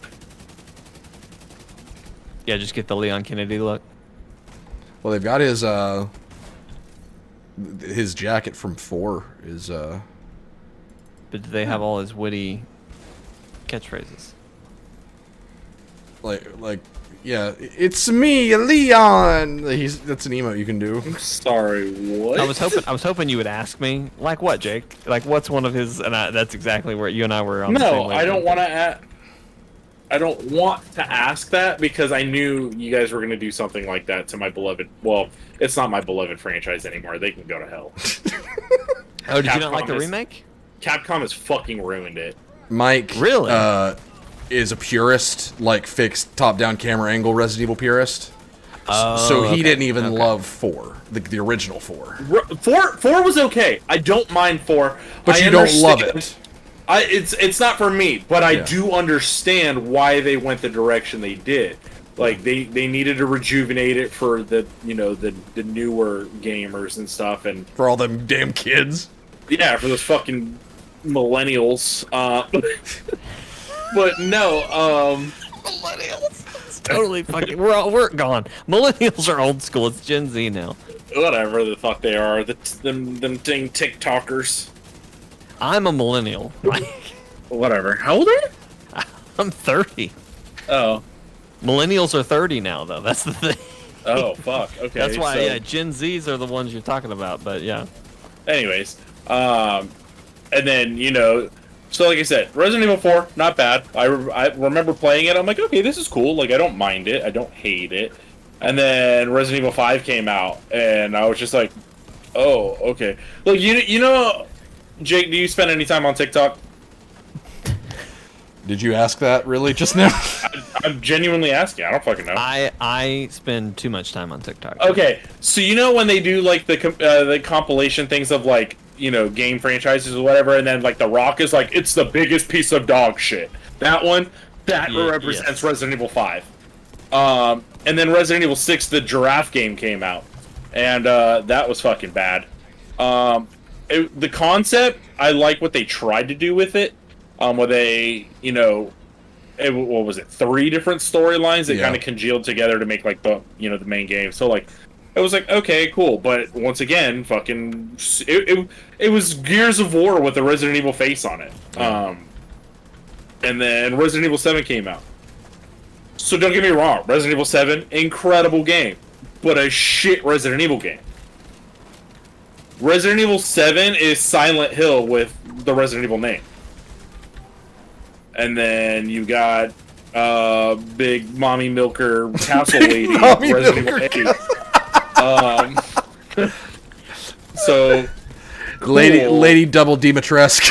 Lady Dimitrescu, Lady Double D. what's the new wrestler chick, Rhea Ripley or whatever? It's fucking Rhea Ripley in colonial Britain. What the hell just happened? The references Mike makes, man. Tell me I'm wrong though. I don't know that you're right or wrong, so I can't tell you. I don't know who the hell Rhea Ripley is. She's the new like gothy, like big muscle chick in WWE. Okay. Okay, yeah. Anyways, I'll take not your like word for it. I don't Not know. like she's not like my kink or anything, like muscle, whatever. Anyways, Stop! okay. So and then they were like, "Hey, we're gonna do something cool with Resident Evil 2 again." So I'm like, "Oh shit! They remastered the first game and made it incredible. Do that." But they were like, "Hey, Mike, go fuck yourself. We're remaking this. We're gonna add a bunch of shit. It's gonna be over the shoulder, and we're gonna make it a run and gun." It's like, oh, okay, I guess. And then they were like, "Oh, hey, guess what? Resident Evil 3. We're gonna do something cool with it." And it was like, "Please, for the love of God, just remaster it." And then once again, fuck you, Mike. We're doing it. Or, fuck it, we'll do it live, is Push what in. Capcom said. And then they remade Resident Evil 4, which didn't make any sense because the remake is like they once again they should have just remastered it because what they did with it is exactly what the game was beforehand, but better graphics. I think there's So such like a reverence for 4 though, that I agree because, like I said, like me as a Resident Evil purist, I understood why they did what they did. yeah, I think like the reverence for 4 is why we got the remakes that we did, because they 4 is when the franchise peaked in popularity, and so they wanted the rest of the franchise to look like 4. And so that's why they went with the third person, which, I mean, 4, you could argue, kind of either created or revitalized the third person shooter. So it makes sense, but I never played Resident Evil, so my only impression of Resident Evil, watch your left, there's a dog. Yeah. My only impression of Resident Evil is what I've heard about Resident Evil and what I've seen like from public opinion. So I don't have that connection that you do of having played the games initially.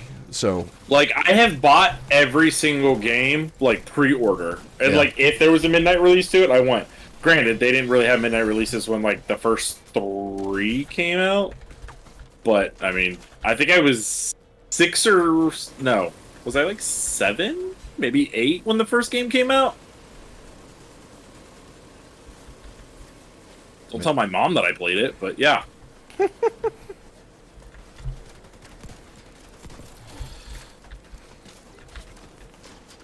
That's interesting because I've heard nothing but positives on the remakes. So well, as a game, but I totally get what you're saying, Mike. Like they've changed what the core of the game was. Yeah, like they're in essence they're good games, but they've destroyed what the franchise is. Yeah, for Mike, Resident Evil in that way is just dead on arrival, no matter like what they do with it, because it's not. It'd be like if they turned XCOM into a dating sim. I think an interesting comparison that I have is it sounds like how you kind of feel about Breath of the Wild, Steven. Not quite as intensely, but just like Breath of the Wild came in and did something cool, but it's not Zelda. Yeah. And so if everything else is going to be the same as Breath of the Wild from here on out, then it's a whole new thing. It's not Zelda anymore. Yeah. And I can't tell you how much I hope and pray every day that they add back dungeons into this game. Because you don't want me to be a pain in the ass to talk about this game around? No, because I want you to come back. I want you to come back to my side on it and be like, you know what, Jake, I lied. You know what? Fuck it. It's the greatest thing that ever happened. I mean, Breath of the Wild is still not a good Zelda game, and Tears of the Kingdom can't change that. But I know. Tears of the Kingdom... But if Tears of the Kingdom could be the best Zelda game that ever happened, then it's all, you know what I mean? Could be. It won't, but I feel like at the one thing I look at on the trailer and I'm like, you know what? I think they might pull this off is like because another thing people were talking about, obviously dungeons, right? But also like the boss fights that happen at the end of dungeons, right? Like we didn't really get those. We got the same boss fight 4 times or whatever with a different element. I look at like the dragon and then the 3-headed dragon. And I know it has a name. Up here with me. I'm coming. Jake's down too. Yep. I know it has a name, but whatever the 3-headed dragon is that they've got in the trailer, I think that's going to be a boss. And then they show some sort of like ice water snake serpent thing that jumps out of the water that I think you're going to fight. I'm wondering if that's like a boss. So I don't know. Anyway, I'm like, if I can get those 2 things, I think I can make an argument for Steven that it's like, no, but look, it is Zelda. They brought back this. They did that improvement. But anyway, I digress. I feel like there's a lot of similarities in what you're saying, though. Yeah. Yeah, I can see that. And then don't even fucking get me started on the movie franchise. Yeah. Like Resident Evil 1 movie? Okay. See where you guys are going with this. Resident Evil 2? Okay, you guys actually followed some of the lore. I enjoyed 2. 2 was a good movie. And then, hey, let's give this character that's not in any of the movies telekinesis. Like, I'm sorry, what? Clone her a lot. Yeah. She has superpowers, and there are 100 of her. Also, birds are the scariest thing in the zombie apocalypse. Those birds are terrifying, dude. The birds in the game are actually really fucking creepy. Didn't even know there were birds. Yeah, dude. Like that's an actual thing from the game. Look at them.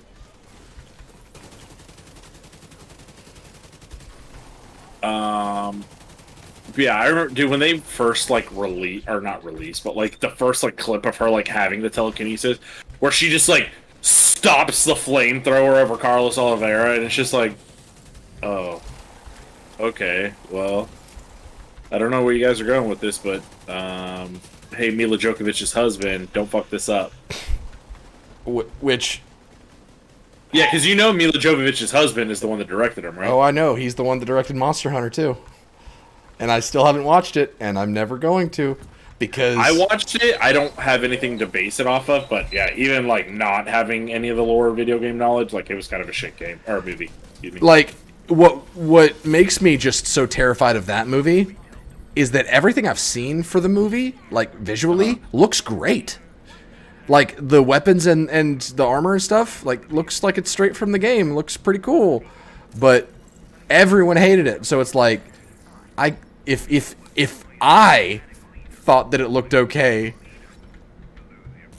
then there's no like, you know, like I'm missing like the full story here must be that bad to where like the goodwill story. Well, I already know, like, okay. Generally it's a isekai basically. Yes. Pretty much. Yeah. Which is stupid. But Paul W.S. Anderson, is that his name? What if I know? I just know him as Mila Jovovich's husband. Jovovich's husband has to put her in every single movie. So part of their marriage vows. Steven, did you ever see the Mario movie? Nope. Haven't seen it yet? Nope. Mike, have you seen it? I haven't yet. It's good. I just know about the Peaches song. Yeah, I'm sure at that point that has been quote unquote spoiled. That is just another reason why I hate TikTok. Because it actually wasn't TikTok. I was gonna say, yeah, I don't. It's become bigger because of TikTok. I just saw it on social media. I didn't even see the song first. I saw articles with Jack Black saying, like, talking about he wasn't sure about the singing with Bowser. Still blame and TikTok. I stopped reading it because I was like, I can't believe I just read that, and I want to see it before I pass judgment. I still blame TikTok. Anyway, that's fine. Yeah. How am I the oldest one in here and you're the most boomer? Well, is there a version of Steven that likes TikTok? No, there's not. No. I was about to say no. In fact, There's no chance. This version of me is the most forgiving of TikTok because the more I love myself, the more I hate TikTok. Okay. Jesus. So if I hate TikTok now, man, therapist Steven. Oh boy. He's really not about it. Oh man, that's funny. Yeah, it's good. It's really good. Y'all should It's on my list. definitely see it when you can. I've marked White Whale for the manhunt. I am sorry that all of the freaking enemies have been Black Tusk. It's never a good time when the manhunt lands on a Black Tusk week. Because every single fight is the exact same. It's a bunch of dogs, and it's a bunch of grenadiers, and it's a bunch of sadness.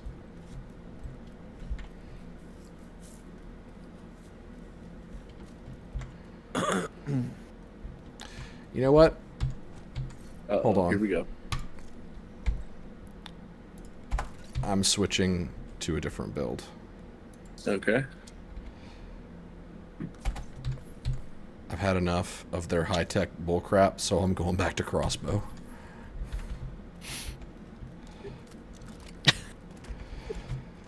Kicking it old school. Kicking it old school. Give me a second, fellas. I'm going to let the pups outside. Which basically just means I'm going damage. I'm good with damage. Hey, you jackaloon, settle down. Jalen.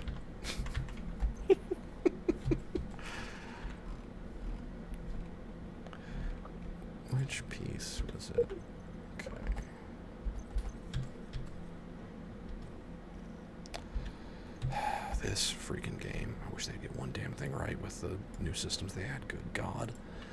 Okay. Nope, not that one. That's not what I meant to do. Let me know I if think I'm my about to favorite die. part of your description of like, here's what they're adding, was you being like, I hope they fuck this up so hard that I want to play this again, or they Yep. really knock it out of the park. Yep, I stand by it. Like I don't want mediocre, which I guess like nobody does, Oh, but I'm getting shot. I'm getting shot. We're in. And it wasn't even here. We're in mediocre right now, right. and we've been in Well- mediocre for 2 years. We're in mediocre, but good enough that you still want to come back and play. Well, yeah, because the Right. foundation is It's so just great, so fun. and that's what I'm saying. Like, I'll keep coming back to this game if there are people to play it with, and the game is still mediocre Right. because the foundation is so good. So with them changing core game systems, if they screw up that foundation, they've lost me, because it has been carrying so much of this game's experience for so long. In here? Is this guy's leg sticking straight up for you? No. Right here? No. Dang. He's got a hilarious pose for me.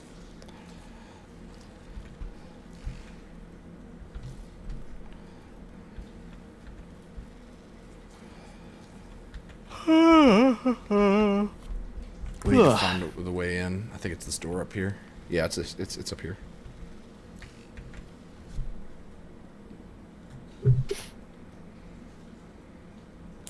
I started the new DLC update for Horizon.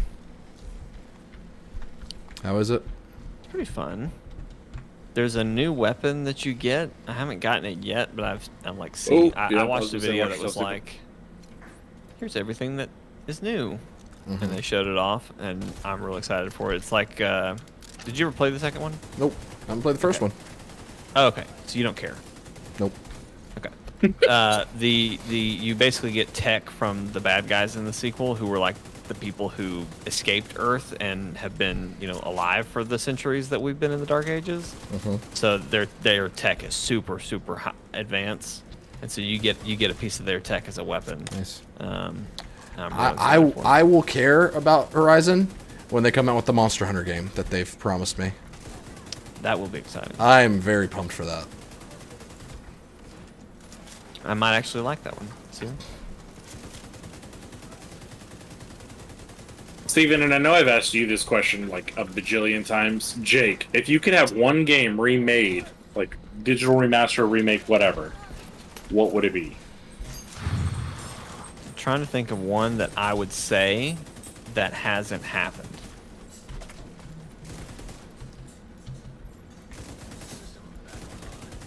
Steven knows my answer.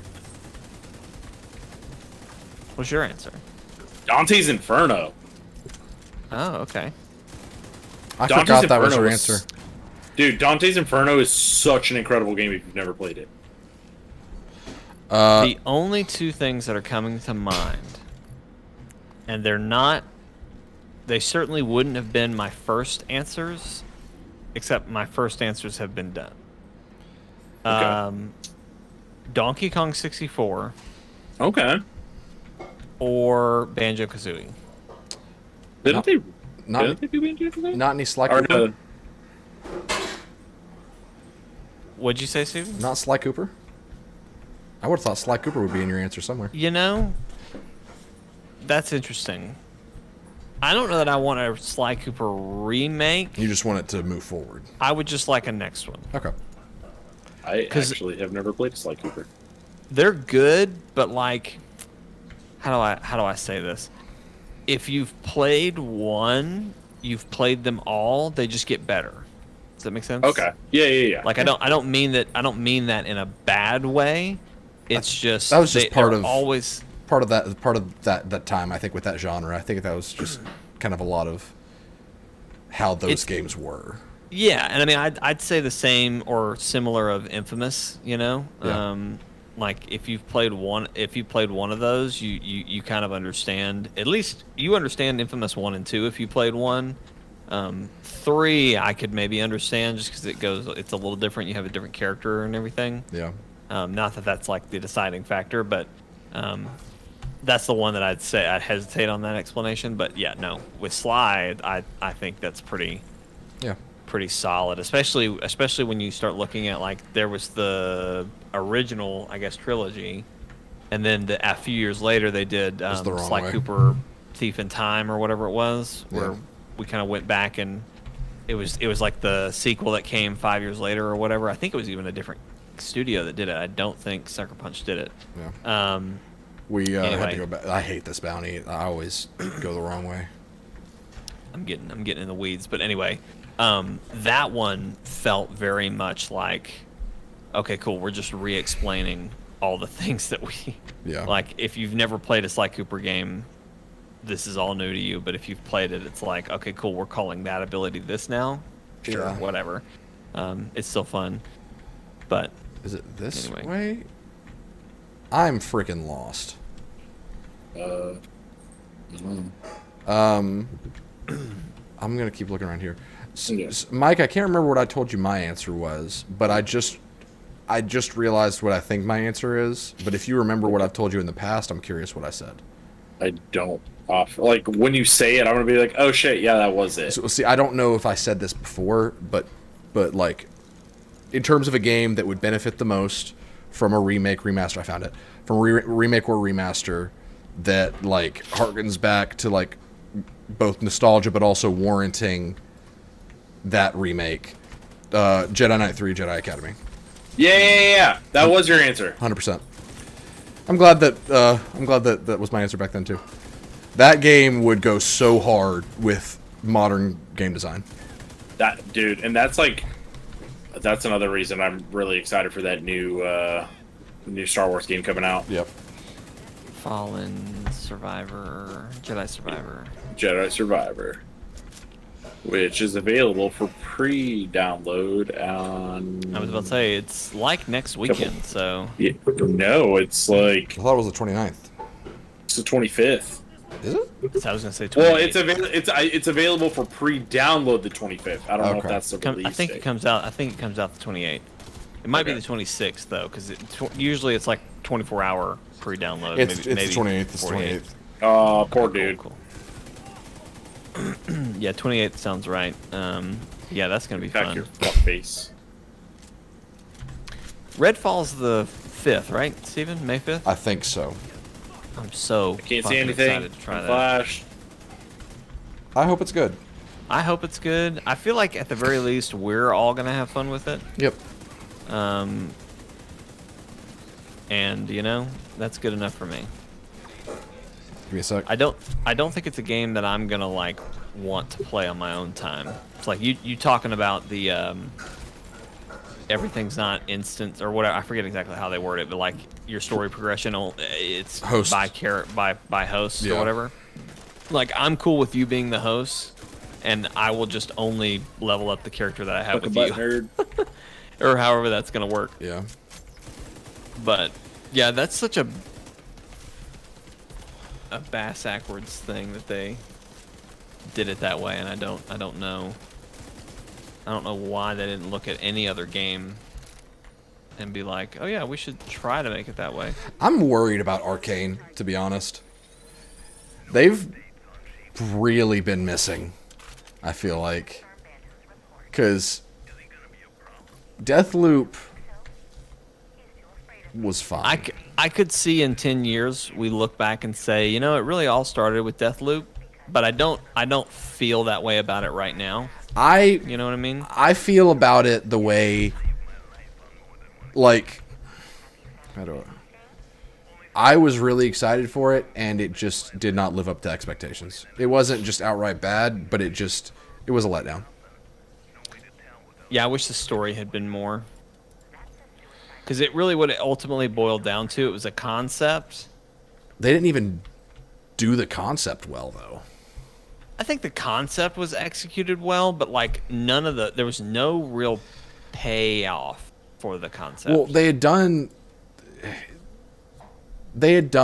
what Deathloop was trying to do already, but better, in Prey Moon Crash, which is a time loop DLC for Prey. I didn't realize it was a time loop. I didn't get any of that. I didn't realize it was a time loop. It's I don't remember if it's a time loop or it's just roguelike to where you're playing as different survivors. There's something about it where like they did a really good loop roguelike style of game that I feel with Deathloop, there were like the early hours of Deathloop were so good, so solid. But it's one of those games that as you peel back the onion, you realize, oh, this isn't that special. Like it's just kind of there. Yeah. And that's like with a roguelike game, you should roguelike, whatever. You should always dread defeat, but always grow from it. I think Deathloop lost the former, where like losing got to a point where it was just like, I'll just wave my magic hand and use my resources to just get back everything I just lost. It didn't feel like a true, like it felt like it was early on trying to be a roguelike game. Mm-hmm. And then as it got further, it was just like, who cares? And the story, like you said, was just a huge nothing burger. Yeah. Like pretty much if you understand the premise, then you know the whole story. Yeah. Like nothing really interesting gets revealed or happens, and it just kind of ends. Yeah, there was good stuff. Like the performances, I thought were great. Oh my gosh, yeah, the performances, the vibe. It's honestly aesthetic, like, they did so good on the foundation and the execution of the premise, but then they just didn't deliver on any of it. You know, like none of it really delivered in a satisfying way. Right. When you finally work out all the kinks to do the one perfect day, such a huge, like that was such a rush. Like I fucking did it. We got the perfect day. But it's weird in my mind. I guess it doesn't have to go that way, but like they pretty much want you to do the perfect day a certain way. Yeah, your perfect day is not going to be different from my perfect day. Like so, pretty much, yeah. Yeah, it ends up feeling like a linear story campaign at that point, which is a huge disappointment. And like I don't even mind that as much as like if it had like if you got to the end of that and it was a really cool story moment, then I'd be on board. But it's just like, well, you fucking did it, jackass. Here we go. the cycle's over. And then it was just like, okay, well, all right. I guess that happened. I haven't gotten to talk to you about the Mega Man Battle Network Legacy collection yet, have I? Me? Yeah. Either of you. I don't think so. I gotta go. Asher just woke up, and I gotta go help. Allison's texting me. But, what are we doing this weekend? That's a great question. I should be around tomorrow. I am shooting a wedding Saturday. So I'm out Saturday for sure. Which means we can either be all out, or you can do something, or you cannot do something. Jeremy, I know, is out tomorrow. Jeremy's out this whole weekend. Yep.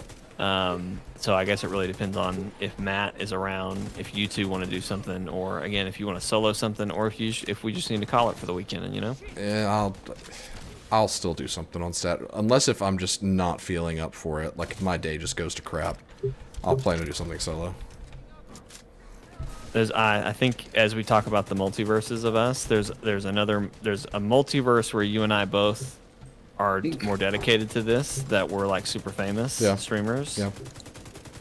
And that's like, I feel like we're in the same universe there. How much do you think I hate myself in that one, though? I was just gonna say, I think maybe that's the one you hate yourself the most, but I don't know. Interesting. I don't know. That's more of a funny answer than my real opinion. All right. I tell you what, I don't know what this gun is. Dr. Hunt, Dr. Hurt, something like that. Dr. Hurt. What's it called? It's Dr. something. Dr. Home. Dr. Home, I'm coming around to Dr. Home. I've had him in my pocket this whole time, and I just hadn't been using him. But that's good. He's working out. He's working out. But anyway, yeah, I gotta go. Okay. I gotta go. I meant to tell you that before we started the mission. I thought it was gonna let me start the mission because it told me it was like you're not high enough season level to do this. Yeah, I this was is like, well, this I is fucked your the mom, but whatever. jeez. This is the manhunt, like the third target for the manhunt is this mission, so we can just do it another Gotcha. time. Okay.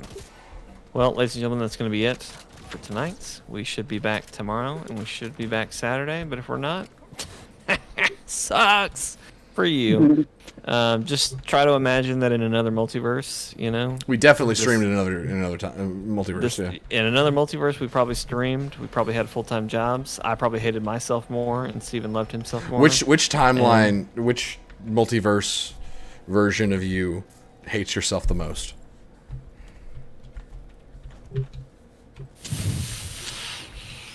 Probably the one on drugs. It took me way too long to get there, but yeah, that's the one. That'd be the one. Yeah, probably. Yeah, you know, I mean that makes sense. Or the one that plays baseball. Actually, let me dial that back. That's the one that hates himself the most. Right behind the drug dealer. Right behind the drug dealer. Oh, he deals drugs too. I figure if you're an addict, you're dealing, right? No. Is that always You don't get high on your own supply. Yeah, because if you're an addict, you need a dealer. That sounds like a mantra. It is. Don't get high on your own supply. No, that's a fucking that's number one That's a real drug dealer thing. Yeah. Okay. Gosh, There you you go. really don't do That's how drugs, Jake. I'm telling you, there's a reason. I gotta get me some of that weed shot. Jesus. Gotta get some of that chocolate weed, you know what I'm saying? 420 blaze it, everybody. See you later. Okay. Well, bye everyone. I thought that was a good out, you know? Yeah. 420, 4 blaze it. 420 blaze it. Or blaze it. 4 blaze Or it. blaze it. As soon as I get back up, I'm gonna end the stream. Just bye everyone. I thought you'd cut it. We're in live combat, Jake. What am I supposed to do? Who cares? Bye everyone. I love the serious trauma detector.